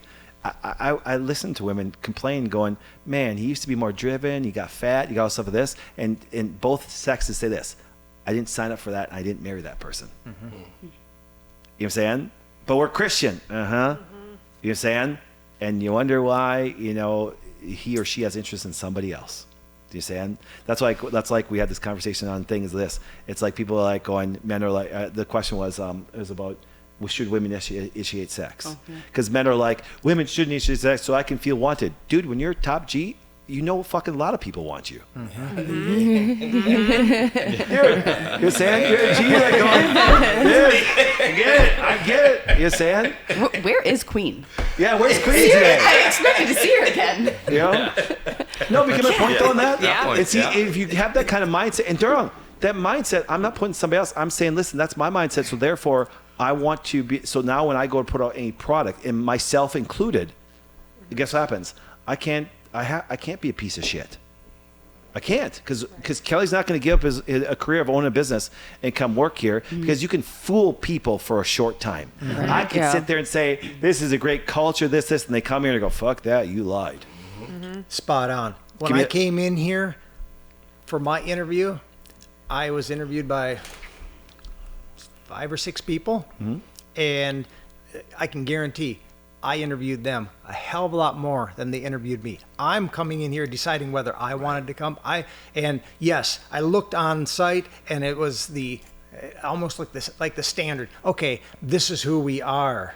That page. And as what do I do? I'm a pessimist. I'm going to say, let's see if it's bullshit or not. Because every time when it comes down to making the decision for something, senior leadership, owners, whoever, they never held to what they believed. Right. They always fell off to, okay, this is what's going to make us money right now, or this is what we need to do. And I look at this, and I looked for a business that had a strong alpha creative person at the helm. Why? Because I want that visionary, because I know that company is going to be successful for the long term. I'm not a short-term vision person. I look at things, and I extrapolate out years on what needs to happen. That's just the way my mind works.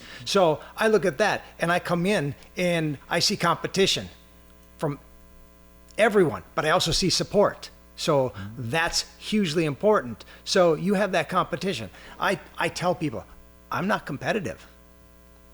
Well, everybody tells me I'm a liar. I said, I'm not competitive. I just don't like to lose. So every day I come in with the mindset of, I didn't do it well enough yesterday. I need to step up my game, and I need to be better than I was yesterday, because that's what is going to push this company with whatever I might touch down the road. And that's the important thing. And I'll sit back and I won't say much, but I'm observing everything. I'm trending everything and everyone, everybody's movements, everything. And I want to know, is this true or is it just talk? And now you've been here how long? What's that? How long have you been here now? Since end of March.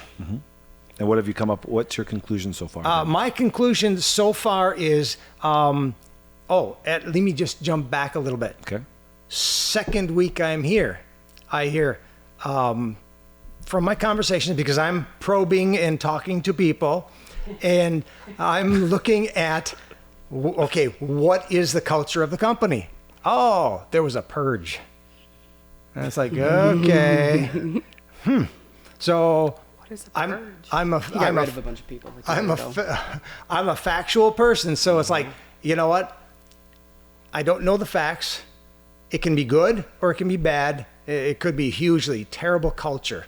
And the more I talked to individuals, it's like, oh, we so needed that.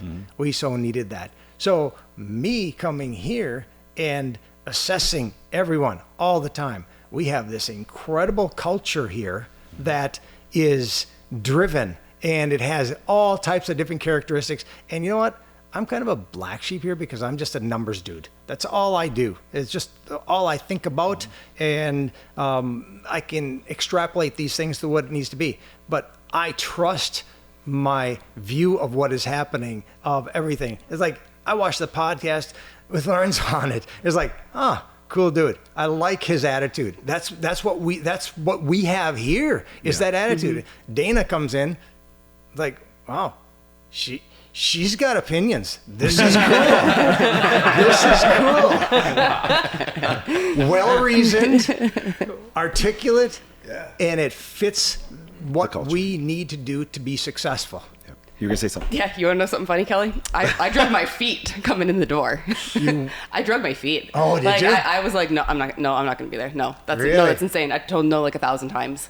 Well, I didn't know about the podcast, but that's like how this was. But like a turning point though, because you were checking everybody out, right? I was doing that every time I was in here too, and so no, so I one wasn't day checking them out. Yes. No, but then, hang on. But then, so this one day he has me like come for lunch, which I don't know, was probably some kind of interview that I didn't know about potentially.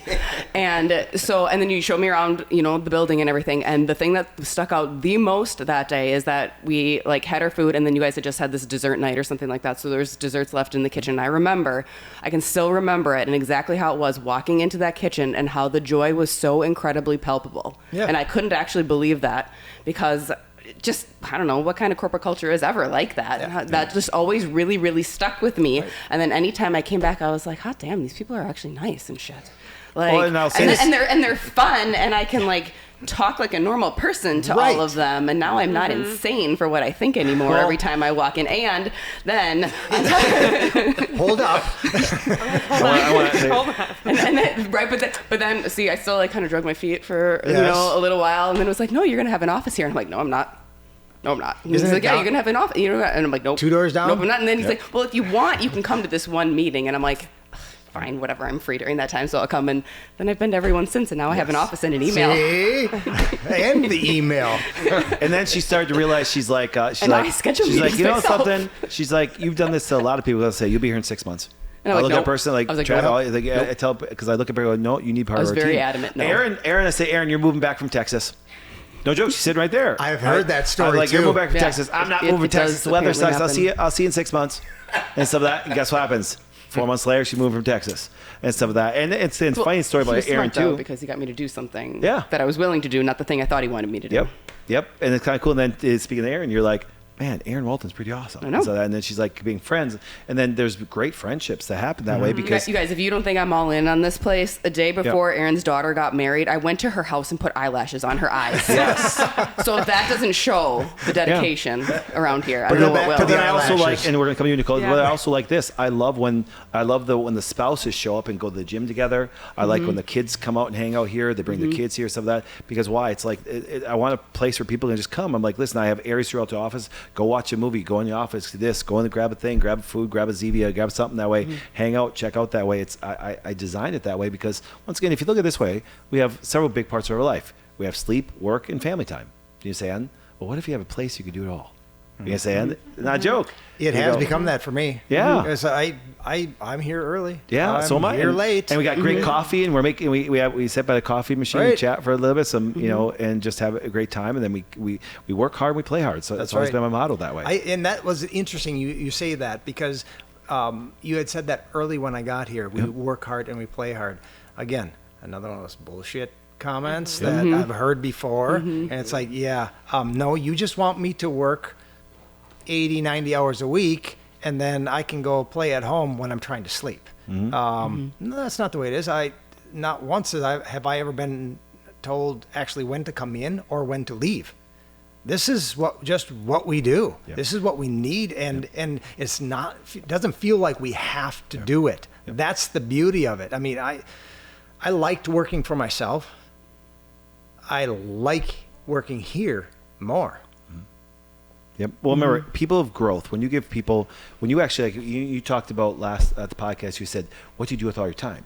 My time, not a joke. If I'm not spending time with my family, I'm investing in our people. Because when you make people's lives better, they want to be around. You're saying you'll always want to be around people that always make your life better. I tell people love getting around a campfire, but what if you were that fire? What if you could be the person that actually makes their life just be a little bit warmer? Do you understand? In such a cold world out there. And you're wrong, and that's why I believe it's one of the reasons why I expand. And I had people from the past, as when you talk about purge, try to take that away and try to be like, no, you can't do it. You can't. They would be disgusted by the conversations we were having as individuals. Like, why can't we sit down and talk everything from George Floyd to everything or why can't we have a conversation about it? Like I tell people, I don't give a fuck if anybody's grandma dies tomorrow. I'll be sad for you for a second, but guess what? Life goes on. I tell my staff, if I die tomorrow, guess what happens? You better be back to work next week, otherwise I'm haunting you. You understand? The next day, smile. I invest in your life. Get the fuck back to work because me dying doesn't stop life from going on. Legacy too. Yeah. So Nicole, you had something important to say. I was just interested in what Kelly was saying because he's like, I've been here 6 months and I'm worried about this corporate culture when I was coming here, and I'm like, dude, I was here 6 minutes. I didn't know what the wellness way was before I walked through this door. Can I just? Yeah, I mean, it's that's absolutely. kind It's of great. embarrassing, but No, it's not. Not all at all, of a actually. I sudden, didn't know. I came here early this week, didn't know, and then I had to ask Taylor He earlier came up today. to my office today. I was like, so what is this? no, but I like walked in, and all of a sudden, Erin came up and was like, "Hey, how's it going?" I'm like, Yeah. "Oh, okay, cool." She's the joy from what's Yeah. that movie? The little kid movie where there's joy and sadness, whatever. I'm like, Yes. oh, she's the smile. She's the Yep. joy. She's gonna show me around. Every single person was nice. Every single person made a comment to me about something personal. Like they were actually invested. And I'm sitting here like, all right, now I'm 6 minutes in. I'm like, how do I work here? Well, get because this. it was so weird to just automatically connect with people who you didn't have to walk on eggshells. You didn't have to make sure you were part of that corporate culture. And if I'm just going to be like, hey, I'm having a bad day, I need to shut my door for a little while, it'd be like, okay, yep. Or, hey, I'm going to grind out tonight because I'm feeling creative tonight. I feel like everybody would do that. Even the video guys were like creating video content, and I'm like, I'm sorry for bothering you. She's showing me this. And I think I even said to her at one point, like, you know, you don't have to give me a tour because I know, do you remember that? I'm like, you don't have to do this. Like, if you have stuff to do, like, it's okay. You don't have to be nice to me. And she's like, no, we like this. Do you want to stand on the shaking machine? And I'm like, what? It was just so, it's almost infectious. Like, I want that. Yes. So now I'm sitting here like, how do I turn my company into this? How do I get do this? You know, and those are the kind of people that I want to surround myself with because those are the kind of people that shouldn't be taxed. Yes. Exactly. Yeah, we bring it back. You're welcome. Well, get this and give you an example, and I will say this, and all my team will say this. My God-given gift is I can see talent and I can get it out of people. Even so, you give me a person that has hey, it's not a joke. You could have been a criminal. You're saying you could have been. I've done that, and it take it. No, you have gifts. This is me. I believe in God. I believe in Jesus. That's me. Okay, that's my faith. And I believe that God gave you a gift, and I just like a parent. I look at my daughters and go, they're each given gifts by God, not by me. That it's my job to pull it out. I watch Scott do it to our sons and stuff like that. I watch, and what you do is, and that's in fact, and he will go, and that's why I can't treat my 4 daughters the same. Because they're not the same. If I talk to them the same, it's that way. And so it's not a joke. And I saw Dana's talent. I'm like, I said, how did they miss that? And I'm like, I thank God they did. And how did they? And Aaron Wall, how you worked for all these places and they missed that? I literally got done with our podcast and said, Lorenzo's gonna be a co-host. And welcome to being first-time co-hosting. I decline. I'm out. That's right. I'm like, did you sign that sheet? Because here's what happens. This. It's much easier to grow together. I can make you bigger together than by yourself. Right. Yeah. She had talent, and guess what happens? I said, Dana, here's what's gonna happen. And I'm great at predicting stuff because I you look at going this. The world needs this. And so therefore, there's a problem, become the problem solver. So I said, Dana, watch, this can happen. Your videos that way. And all of a sudden, next thing, 1 million views. And she's like, oh, it keeps going. I said, yeah. And they were surprised. I'm like, that's what was kind of predicted. Do you know what I'm saying? I don't even argue anymore. Yeah. Are you over 10 yet? Oh, it's really close. It's 9.8. Oh, okay. Yeah. It's close. Just wondering. 9.8 I didn't know. Million views. on a reel on Instagram. Just one reel. Ask her what it is. You Yep. have to ask her what it is. Well, I'm gonna go check it out after this. Yes. No, you now should. I'm It's very like, good marriage advice. Yes. Oh, I need that too. Yes. Yeah, exactly. Yes. I think everybody Brandon, needs what was you marriage gonna advice. Let's be real. Yeah, Brad says, I agree. Come on, now you got to tell everybody's question. Oh, it's about blowjob week. Now, When it's red week, it's head week. Yes, There that's you go. what I was waiting for. Yes. So, and every guy's like, amen. Yeah. Okay. So, no, but that's the thing. So it's not a joke. And for example, like Scott and I are friends with, but he's massively talented. And so I said, listen, and so I want him involved. Why? Because once again, I can't remember capitalism. Thank you. And when I pay you, you say what? Thank you. And vice versa. And then when he needs me, he's like, thank you, Patrick. I'm like, no, thank you. See, that, and I think every relationship has to be that way. I made a funny one the other day. I said, listen, if all of a sudden in a relationship, if only one side's orgasms, yeah, they'll be thankful, but then they don't. They're like, well, you're welcome. And it continues like that. The relationship's over. That's right. Can't be all one-sided. Yeah. Right. Right.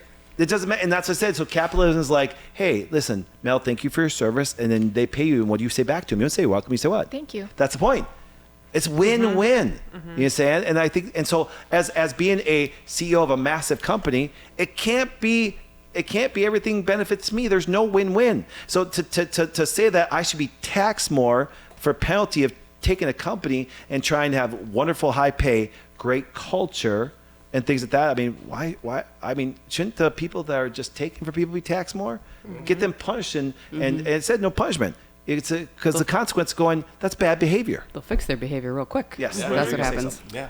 Oh, no. Oh, I thought you said so. Amy Kelly, got a comment? You say about the taxation, Yep. and I've been thinking about that kind of the entire conversation that we've had, and I can see your point about tax because you're actually not promoting competition Right. by doing it the other way. So if you're promoting that competition, now you're going to have less and less people paying the higher tax rates. Yes. I get that, and I do agree with that piece of it. But like I said, there's a lot tax code. intentionally complex.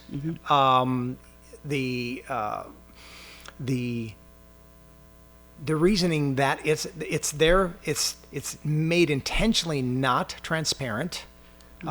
It's made so that people don't feel the taxes, or all they can do is complain about them. Right. So now we have, if we do change that tax structure, what do you have? You have competition. Yep. You're getting rid of the everybody gets a freaking trophy. Yep. Or medal. Maybe trophies are too expensive to pay if, I'm not sure. But everybody's getting medal, everybody's getting rid of it. You know what? Stop that and start creating the society that is structured to succeed for the long term, rather than extrapolate it out. If we continue on the road we are going down, what do we look like in 20 years? A more complex tax code, tax rates higher, because when was the last time government actually got smaller? Yep. They have to pay for themselves. So we are headed in the wrong direction, and I would love to hear somebody's ideas on how this gets fixed from the roots of society. Yep. No, I got something to say. I gave the answer before. Yeah, No. I did. I'm gonna say something. Write out it. Make everybody write out a check. right. It'll get fixed overnight. I'm gonna say, I want to ask a question. I'm gonna go around the room. I want you guys to give me an answer real quick this way. Is because once again, I believe our country is founded. We need some taxes to fund certain things, and I believe that government can have very good positive impact if it's done right. Because politics is all about community and stuff like that. If there was a program, okay, that you would, and you can make up a new one if you want to, but what government program do you think that would be beneficial for Americans that our tax dollars could be used for? Nicole, let's start with you. Funding medical research in a non-pharmacological way. Okay. Yeah, and I guess I would say short-term benefits, to help somebody if they do fall down, if they do get laid off, that there is some kind of, small benefit there, but you're still motivated to get back on your feet and be successful. Yep. Dana? Yeah, I have no idea, because I just hate shit that helps people at this point in my life, because I'm just so sick of it. But I don't know. I can get on board with natural stuff. So Okay, Kelly? I would look at a structured support system that it has a built-in audit system and timeline, so people do not become dependent on whatever it is we're trying to But help pick them one. on. Go on, you sound like Ross from before, talking too much. Pick one thing. Pick one thing. Helping those that have the work support. Yep. Okay. I cannot think of anything better than subsidizing natural health and getting people's health right that isn't drugs and everything else. So. Oh my God, y'all would want the government to deal with y'all's health? Oh my Lord. I'm on your side. I was That's what I'm thinking. I'm on your side too. I just don't want them to do I want people to work. Come on, Lorenzo, because I got one too. Well, What do you got? well, Well, if I have to I would want the tax dollars to go towards keeping government officials out of the citizens' stuff.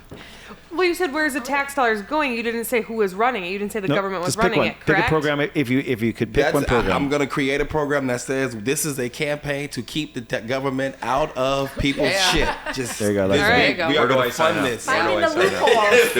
Let's do it. I'm going to need that drawn out. We're gonna need a 3-letter acronym. Now, now mine's gonna sound funny. I think the military is overblown. I do. I think I know people that call themselves war vets, and all they did is fly over there, change a tire, and come back, and they never end things way. I think the military government is way overblown. The only thing I would do is this. I believe that I personally think, but we need a good military. Remember, the way to never get beat up is be the biggest. Mm-hmm. You say I'm Biggest and baddest. I don't mean I said I think we spend way too much money on military. I think we were way overblowing it, but I do believe this. But if you are a person that ends up in war and is affected and disabled, that's where I would do it. I personally do it right now. That I take money and support disabled vets that way, because I'm sorry. I can honestly say I never had to be in the military. My brother-in-law was in the military for 20 years, and he was in active duty, and we ever saw some crazy shit. I would have no problem with some disability for vets, because we still need to protect us, because there are bad people out there big time and stuff like that. So that'd be one program I'd say, listen, because I cannot stand that we fucking give money to whoever, Ukraine, yet Maui, which is even our citizens, and I'm going there in a couple weeks, and in the Wellness Way throwing an event coming up in February for the Maui people that way. And I'm gonna donate a lot of money to give it to the citizens itself, and they're gonna come there and do stuff. And it's like they're getting fucking $600 over there, and they're giving billions to Ukraine. What the fuck is wrong with you guys? $223 million a day over how many months? Yeah. Are you kidding and it's me? like, and see, that's the thing. It's like, but I believe that Maui's part of our community. Yes. You know what I'm saying? So it's like going, so Wellness Way is going to donate. We have an officer there. We're going to do some wonderful things for the people that way. But it's just really, and it's like going, I laugh. I shouldn't say laugh. I'm disgusted. It just makes me laugh that we have no problem giving illegal aliens money. And I have no problem if you come here and you do what's right and become a bad competition. Shit, I have no problem. I literally love hiring Mexicans. I do. They work a lot cheaper.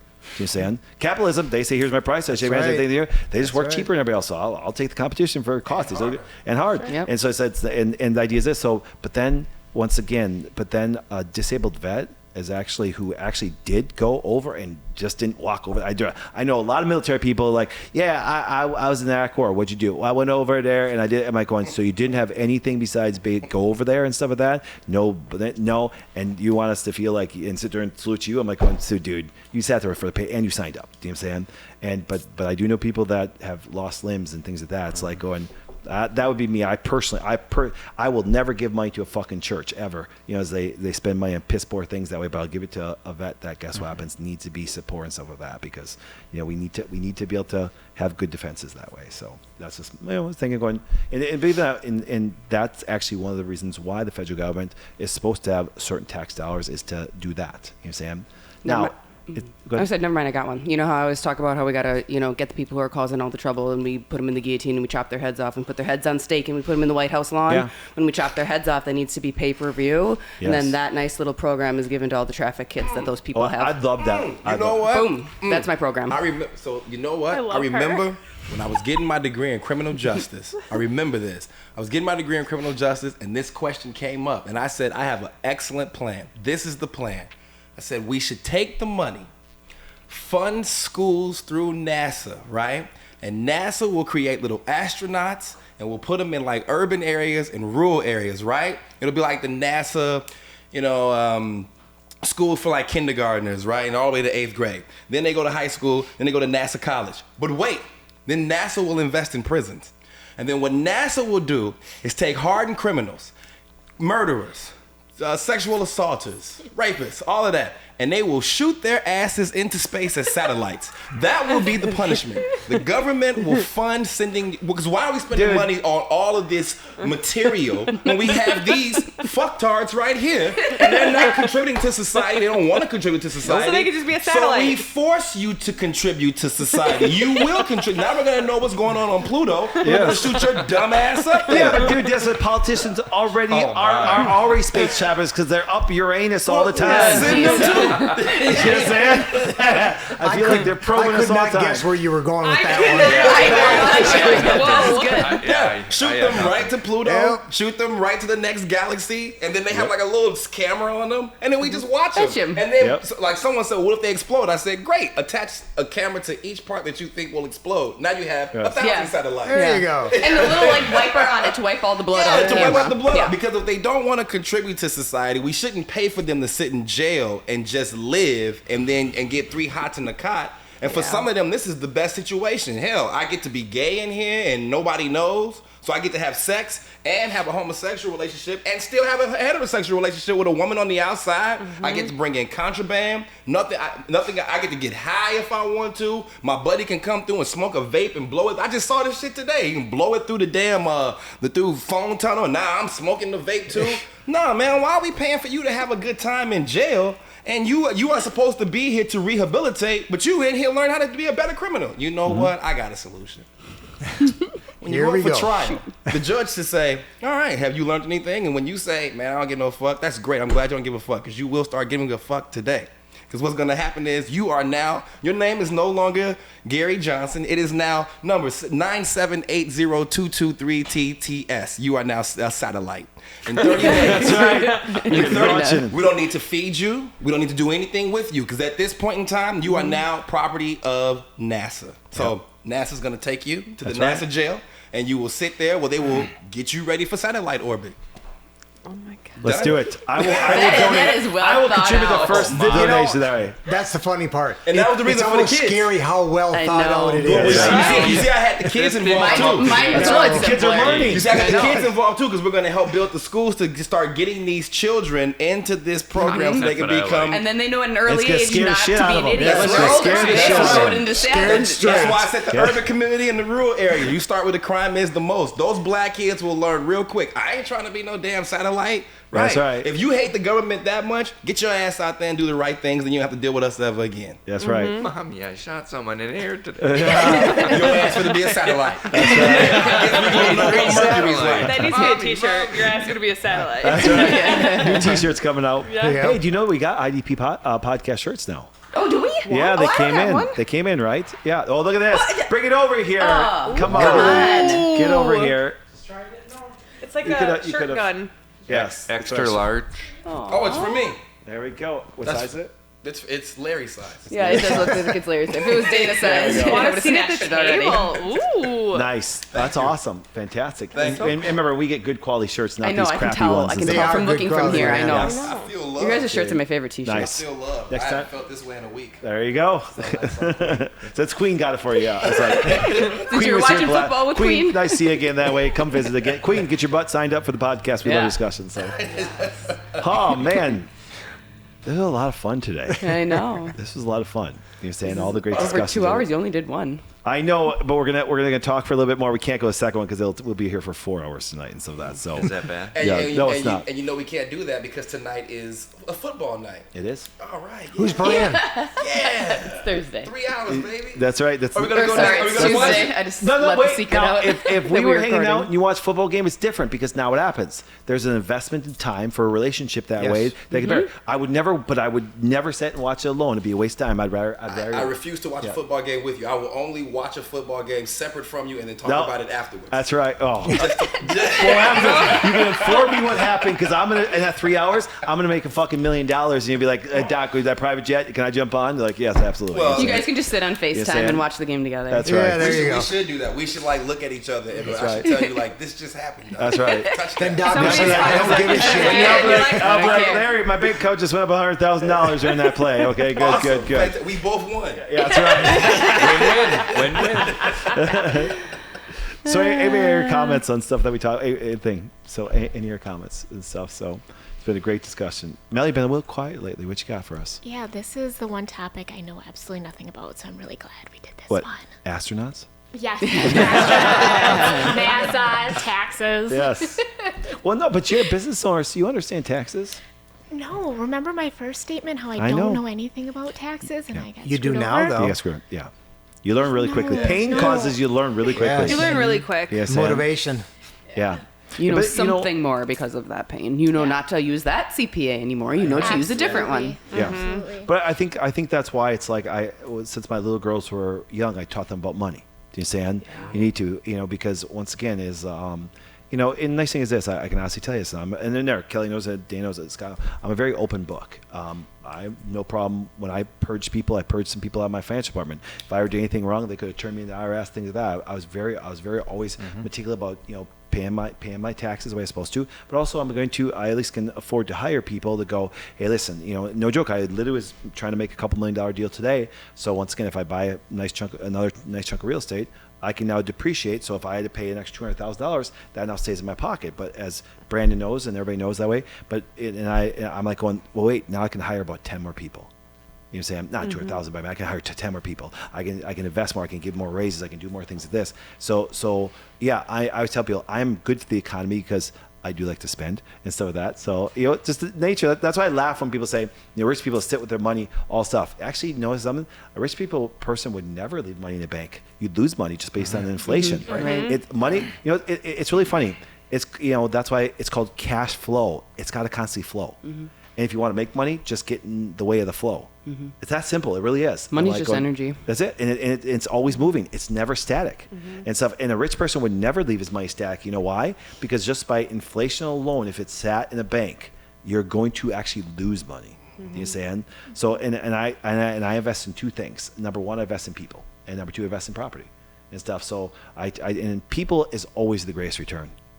It really is. It's the greatest return. I can honestly tell you, my messages I even got for, I have my team who I massively invest in the property down in Atlanta. They're working on it even right now. Mm-hmm. You see, but now they're all sitting getting bone marrow tacos right now. Oh, look at Uriah. Brandon sent me a picture. It's no joke. It's bone. So they take sheep bones, cut them, and then they got the bone marrow inside that way, and they heat them up. And they take some organic beef and lamb and shave it like a gyro, and they put it on top of guacamole. It's like the best dish ever. They're down there right now.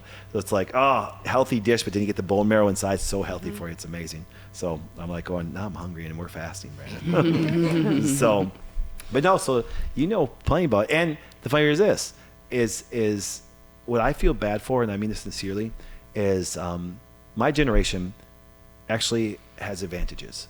Do you know why? My daughter doesn't have to grow up like somebody that grew up really poor. And I don't mean just from my standpoint, because I'm not just giving her stuff. I'm not giving my $4 things. They're training, they're learning, there's consequences to their behavior. They have to understand money. There's this, and no joke. And my trust, if they become pieces of crap, they get nothing. No joke. Mm-hmm. So there's, I know a lot of people, and I love him, but a lot of people make fun of Trump. Trump even says, you drink, you're not part of the family generation trust and things like that. Mm-hmm. Why can't we have conditions and standards, that make things better? Yeah, you want and to be able to continue this process this way. I got here because I don't drink. I just don't drink. Mm-hmm. I'm such a boring person. I don't want my brain ever altered, and I can't see any benefit from it, so I just don't do it. And it's like that's just me. But I think that allows us to train our kids up. And Mel, I've known you for a long time. You've been a grinder, a scratcher that way. But imagine somebody's there to invest into you, to help it come along better. And that's why I tell people, you have to do it as a team. That's why I said, I know it sounds funny. As I get older, I want to be more of a Democrat. Not from a political standpoint. I want to do things together. And if you succeed, then I can succeed. Mm-hmm. You know what I'm saying? And the closer knit and the closer people get, I want to be more of a communist.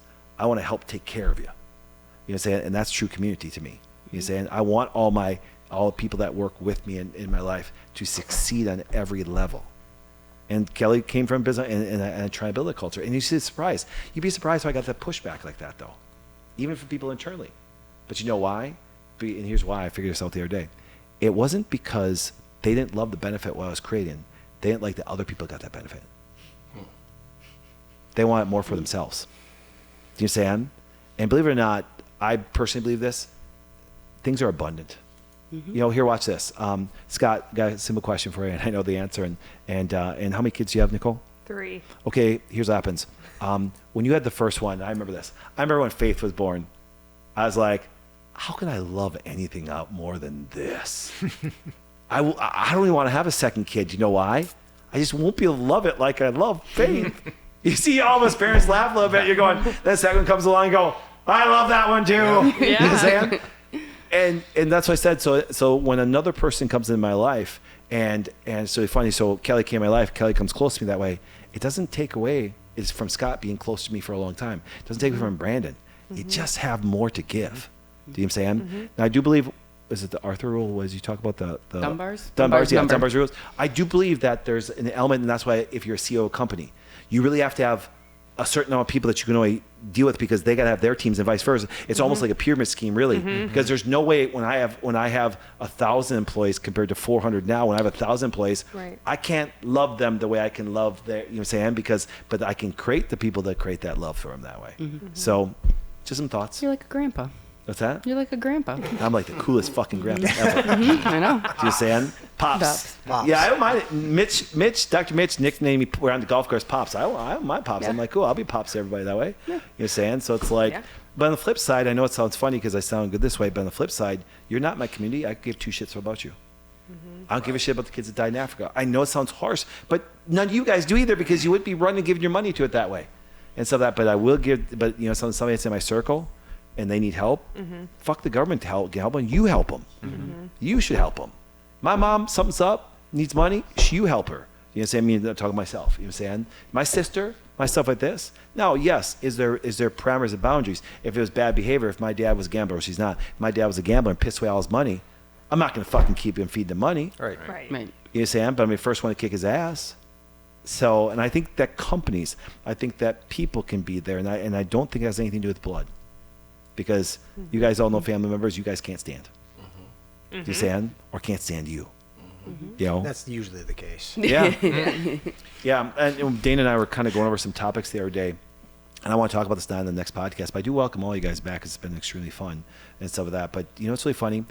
When you're nothing, when I was nothing, and no joke, guys, I started with $500, $500. I had $100,000 student loans. I had no help. I had no anything. When I first even started my first office, I didn't even have a cell phone, nothing. I had no phone. I couldn't afford it.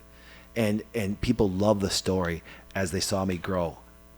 But when I surpassed them in wealth and fame and people knowing me and stuff like that, all of a sudden a lot of those people weren't happy for you anymore. Do you think about that? People love when you rise to success as long as you don't rise above them. Now, a person that's growth, I'm hoping, I pray every day that somebody way overdoes what I've ever done. You saying? And that's the thing about it. It's like, so that's why I love having discussions like this, because really what happens is you get to hammer out, and then, you know, it's really funny. Nicole, you're right. Getting to know you, when I'm like going, it would be awesome to hang out with. Yeah, I was even thinking about that, and I was like, oh, let's get a beer. Then I'm like, dang it, he doesn't drink. No, Yeah. No, but like, get this, do we though. have a weird tea that's like, Yes. you know what I mean? Like, Yeah, so that's a kombucha together. No, but I also think this. But it's also, but I also think this is good too. That I go that you meet somebody and you really get deep in discussion and go, I want nothing to fucking do with you. yeah. Because you could destroy my community. Yes. You could destroy the thing this way. And so I think people have to have these discussions. You have family members. The family members going, fuck, man, I don't want to be around you, man. We're trying to move and make things better that way. You're going to be nothing but destructive. Energy suck. Well, you know what? Yeah. To piggyback on what you're saying, and to answer your question from earlier, I had took a young lady out when I was single. I took a young lady out. Nice caveat there. We like I took a young lady out, and she was a liberal, and we went to some bar, and they had pizza. And I'm from Chicago, so of course I went on this whole rant about this isn't pizza. This what the hell is this? This isn't pizza, right? So I go on this whole rant. I get done. She says to me, well, it's a good thing you're a man. You don't have to deal with these, issues I have to deal with. And I said, with pizza? Is something that you deal with pizza as a woman? And she said, well, I don't have to deal with you don't have to deal with getting an abortion. And I said, I don't want to talk about that kind of stuff. I said, we're on a date. I used to work in politics. I'd rather that we don't talk about that because I just don't want to do that. She said, well, I just feel like, and then she just kept going about abortion. And I said, hey, I don't want to talk about, I really don't want to talk about this. I said, out of respect for you, I don't think you understand what you're saying. So let's not talk about this. She kept going. So I said to her, so let me ask you something. I said, you believe that the women should have the right to make their own decision? She said, yes. I said, so you have an issue with the government turning back the federal government, saying you don't make the decision anymore. The decision is now put back to the states. She said, yes. I said, why do you have a problem with that? She said, because they're taking away our rights. I said, no, they put the rights back into your hands. The very thing that you just said, you just told me that you wanted, they just did that for you. I said, now you're complaining. What is your complaint? Because you now have to get off your ass and do work. You can't beg the white man to do it for you. Oh, the very same white man that you are complaining about?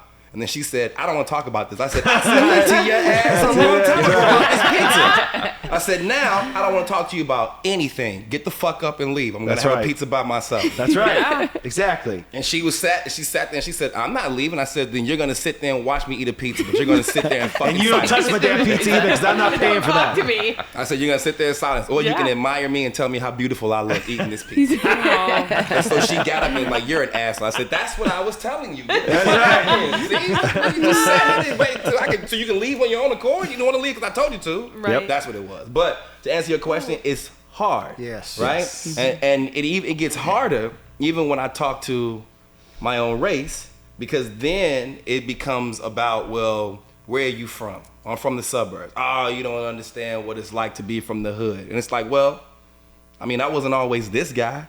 So I do understand gang stuff. I do understand drug dealing. I do understand hood stuff. But I mean, what is it that I don't understand that I need to understand? Our struggle. I do understand your struggle. Your struggle comes from the government and you asking the government to allow you to struggle.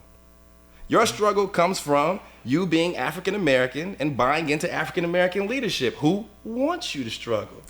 And so they always say, man, I don't want to talk about this. Right, that's what I thought you didn't want to talk about. No, you don't want the truth. Right. Well, it's funny that, because also, it's, what's really funny? Somebody tell me, no matter how good you got life, that life is easy. Life is always hard. It's always hard. You just got to pick your hard. Pick your hard. That's why I tell people, pick your hard. And guess what happens? It's always hard. I always tell people, and this is why I have a little bit different view on men and women, because I understand, for example, the biology, what happens to women this way, is the fact that it's like, I would say, we should make our boys' life hard, and we should teach women that life is hard. You saying? Like I said, when Brandon and I were talking about this today, when Malachi gets older and we're walking around, I'm just going to push him down. For no reason. Get fucking back up, man, because life's hard. You saying? Yep. And he's going to be ready for the world. And the reason why I, as a protector, as a male, I don't want women to have a hard life, even though it's still hard. But I don't want to put the hardship on them that way, because here's what happens: it can make them physically sick. And that drives me nuts. I don't want women to be sick, because once again, I don't want my nurses, I don't want my fitness people, I don't want my teachers and my kids, I don't want one of my writers, I don't want my staff, I don't want them sick. You know what I'm saying? So it's like, but guess what happens? We can carry a little bit more of that burden. We're supposed to.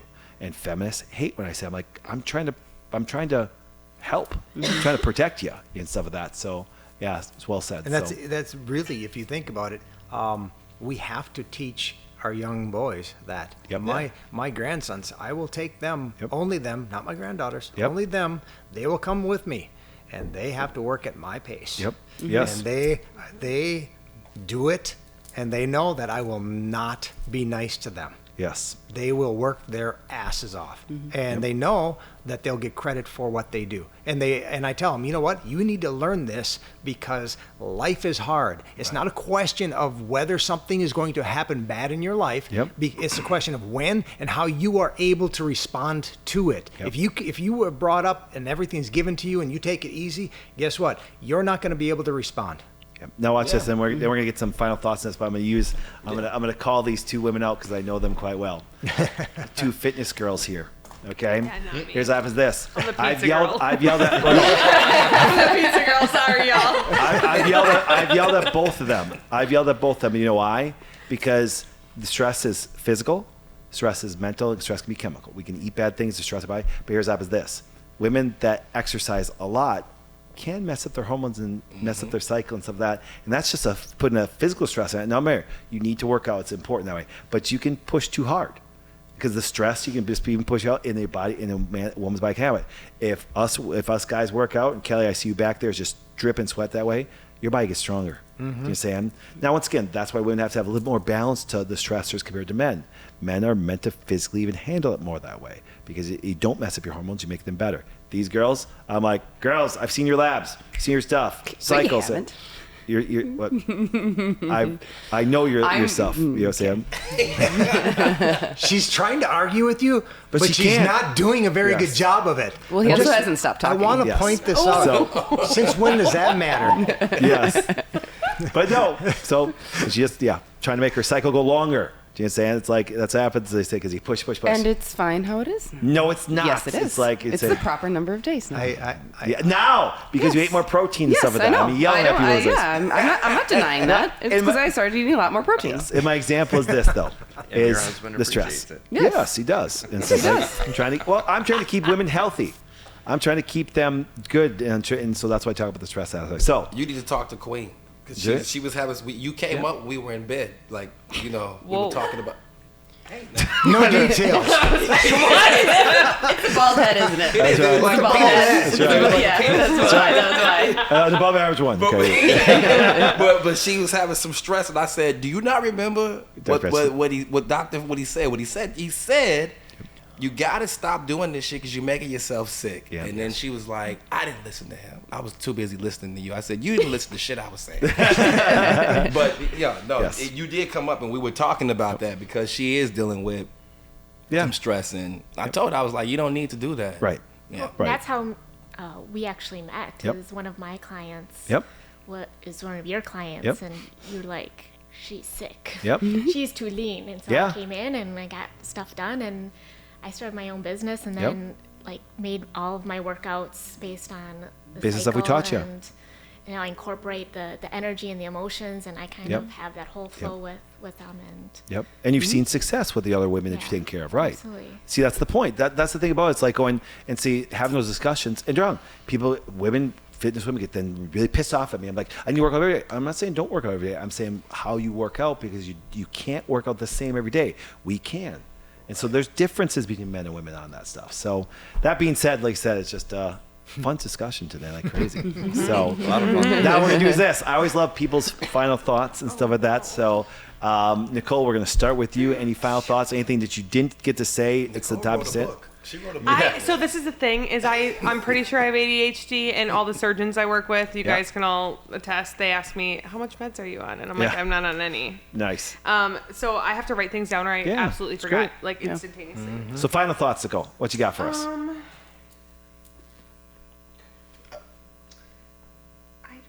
at this point. Oh, when you said the greed and the lazy, or greed and lazy leads Rich. to regulation. Great, greed, lazy, being lazy. Yes. Greed and lazy, that leads to regulation. In the name of safety, it brought me back a lot to a lot of the stuff that's happened in the last 3 years, which I have a whole different perspective as y'all, because I was a hospice nurse during COVID. And all I can think of now every time someone's, in the name of safety, I think everything after my next word is complete fucking bullshit, and you need to listen to me. Yes. Red flag. Whether it's on the media, whether it's my friends, whether it's whatever, I was told that I was wrong, and now I'm like, okay, it's just a breath of fresh air to be in a room of people who think like me. Yeah. Nice. Even though I don't go to the Wellness Way, and y'all know each other. No, like, that's fantastic. I'm like Welcome. the outside. I don't want to say I'm the outsider, but coming in, I was like, okay, I love that you all think like me. Yes. Yes. Well, in the name It's of refreshing. safety, we think like you. Oh, stop it! I'll shoot you into space. Right back. Nicole, you gotta come along. You gotta come around, just hang out with us. That's it. Scott, what you got? Yeah, I mean, a couple of simple thoughts, just like I said in the beginning. If we treat each other with respect, take more naps, I think the world would get along better. And then the other thing to kind of go off what you're saying, we can't have any good discussions anymore.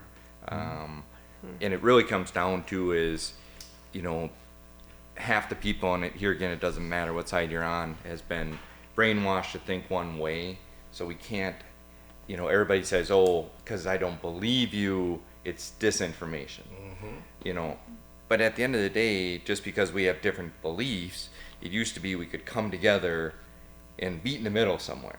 Now sometimes it was more my side, sometimes your side, but we met in the middle because we compromised, because we want to have that 150 people around us.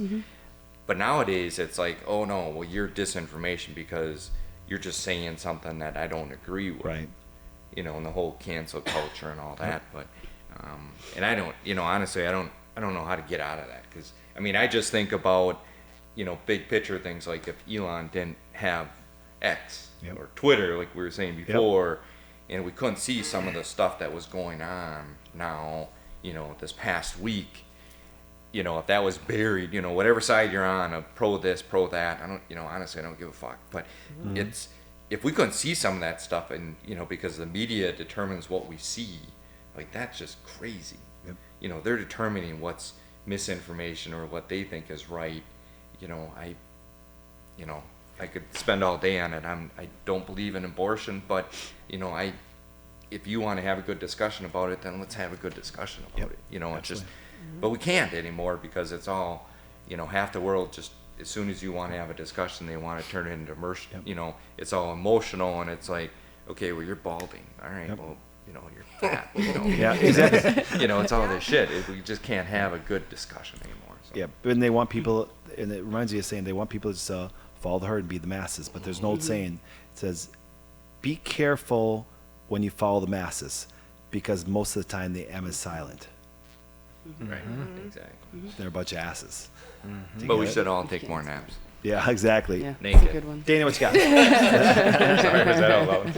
No, I agree. That's a good. I can get on board with that one. Yeah. So I listen to a lot of Andy Frisella, and one of the biggest things that he says is that personal excellence is the ultimate rebellion, and really the idea behind that is getting everyone to go out there, be an example of what a high value American is every day, because that's how you can change culture, right? If they want you fat, you have to become fit. They want you to be poor, you have to become wealthy. They want you dumb, so you need to become smart. And that's what we all need to be doing every day. And one of the things that I really love about the I Disagree podcast is that we are kind of countercultural and are just challenging things that are going on in culture and standards, because if we raise our standards, so will everyone else. Renzo, what you got? I agree with Dana. I mean, that's very true. I can tell you this. I am not supposed to think this way. I am not supposed to carry myself this way. Even coming up here, meeting a lot of Caucasian people, the first thing that they said was, how many kids do you have and when did you get out? And I said, get out of where? And they were like, when did you get out? When did you get out of jail? And I was like, I don't fucking do jail. What are you talking about? And so I was confused until I realized. I'm confused too. Never. Then I realized how many jails are around here and how many African Americans in the area are in the area because of they just got released. So when I told people, well, I'm a medical device salesman. How did you get that? Because in their mind they're thinking, you just got out of jail. How did you get a job doing that? They just hiring felons, and I'm like, well, I used to work in politics. I don't know what you're talking about. How did you get that? Well, and then I started realizing, well, even in the black community, I'm not supposed to have these opinions. I'm not supposed to be pro-Trump. I'm not supposed to have opinions on what black history is. You're not supposed to know the truth about black history. You're supposed to keep all of that information suppressed. I'm not supposed to tell individuals things. Like my episode of tomorrow, my show will be about what you all are not hearing about from the other side, what Hamas is saying.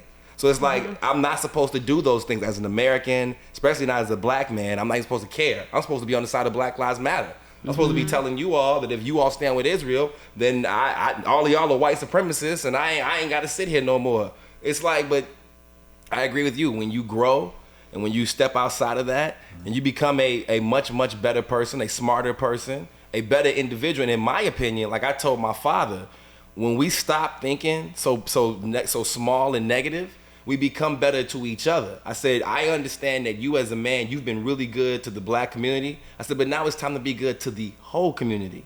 You've done what you can for our people. Now it's time to do something for all people.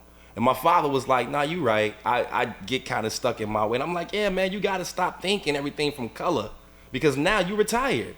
It's got to be more about what can you do to make the area of Glenwood, Illinois better? What can you do to make Illinois in itself better? You did what you could for the brothers. They did what they gonna do. Your son is doing his thing. I am proof of what you have done. And so all you gotta do now is just go help the community, go be the elder scholar that you are to me, go be that to the world. And so I think my father is growing. I told you all, I hadn't talked to him in a while, but we talk now. But I think my father's growing, and I'm trying to have my father think the same way. Grow. I keep telling him, you're 60, you're 67, but you're not too old to become, to grow up mentally. So I agree with you. It's funny that I always teach everybody around me, growth is the only guarantee the future's better. Yeah. That's it. It's only one thing, growth. So it starts personal growth, community growth, and extend it out that way. That's so right. For sure. No. I think discipline is really just self-love and self-awareness, and that's something that we need to really accept a little bit more, especially here in the United States with everything that's going on. Like, everyone is just like, I'm gonna do me, and this is how I express self-love. But I really feel like that's not the same thing. And the other thing I would say is, I feel like I am a little bit more in between when it comes to things, but I am always behind, free speech and speaking your mind and having civil conversations and not shutting people down, because I believe there is some truth in everything that people say, because their beliefs come from where they've come from. And so I don't like to shut anyone down. Even if I don't agree with them, I find that there is something to gain to listen to people's stories and go, how did you come up with that? Right. Because people are, I believe, most people, all people at some point are good, and they might be wounded children. And so, when you speak about how does the toddler react when they're frustrated, when they don't have the words? I feel like we're all those wounded children. So I want to listen to everyone and let them know that they're being seen, even if I don't agree with them, if I can see them and then express my side. So I'm not black and white. I'm not liberal or Republican. I really don't fit in anywhere, but I see everyone's point of view. I appreciate their point of view. I take that into me and I can feel that for them, and then I can express how I feel. So that's how I feel about that. Awesome. Kelly. I think that's cool because I don't get it. I'm sitting here the whole time looking at him like, yep. Kelly, go close to your mic. Go close to your mic. So I don't have that particular ability. I look at everything as just information and data, and then I trend things. I see Doc, I trend him. He's really easy to trend because he's very consistent. Dana, very consistent in what they do, in what they believe, and that's important to me. And as we were talking about the difference in politics, when I was younger, obviously I was stupid and a Democrat because I thought this was great because I grew up with nothing. And hey, they're giving me shit. This is cool. I learned that that's not a good thing, and then I became a Republican. Yes, I believe in this. And then I realized that they're full of shit too. So I do my own research. I trend. I look back to see what they say they're going to do, and then what they actually have done, which never match up. So it's a difficult situation. So I'm kind of in the middle of everything. I'm more than happy to have the discussion with anybody, but I will call out the bullshit. I'm not going to be sensitive. I'm not going to mince words. This is just the way it is. So now, Doc, you talked about your daughters and how you're raising them. I reflect on that because my daughters are all adults, and I look back and I look, wow. Sometimes I think I actually failed because I grew up I had to survive. I'm just a survivor. We'll leave it at that. But one of the things that I wanted to make sure is that they never had to live or grow up like I had to live. And the reason I say I think I failed in some respects is I think they actually could have used some of that mindset because it would change their current perspective. But I did teach them to be strong, to never be forced to depend on anybody. You don't have to depend on a man. You have the ability to do whatever you want. So that's the way I raised them. But I still think that they could have used some of that survival side rather than, and I guess I can't. I guess it's good that I didn't treat them like I'm treating my grandsons right now because it might have been a different story. But I think I could have done it differently. Thank you. That was good stuff today, guys. Thank a lot you. Of good insights of this. Yes, what's that? Only one statement. Yes, only one statement. It was just good. that you guys were on a roll today. Do we have two more to do? All right. Yes. Let's go. So when's part 2? That's right, part 2. That's right, it's the thing. So now, thank you guys. Always as I was watching you, I'm popping on and watching all the YouTube comments and stuff of that. Please do me a favor, continue to comment. Name your favorite part. If you want us to make a bold statement that you believe, please put in here. And Kelly actually made me think about a statement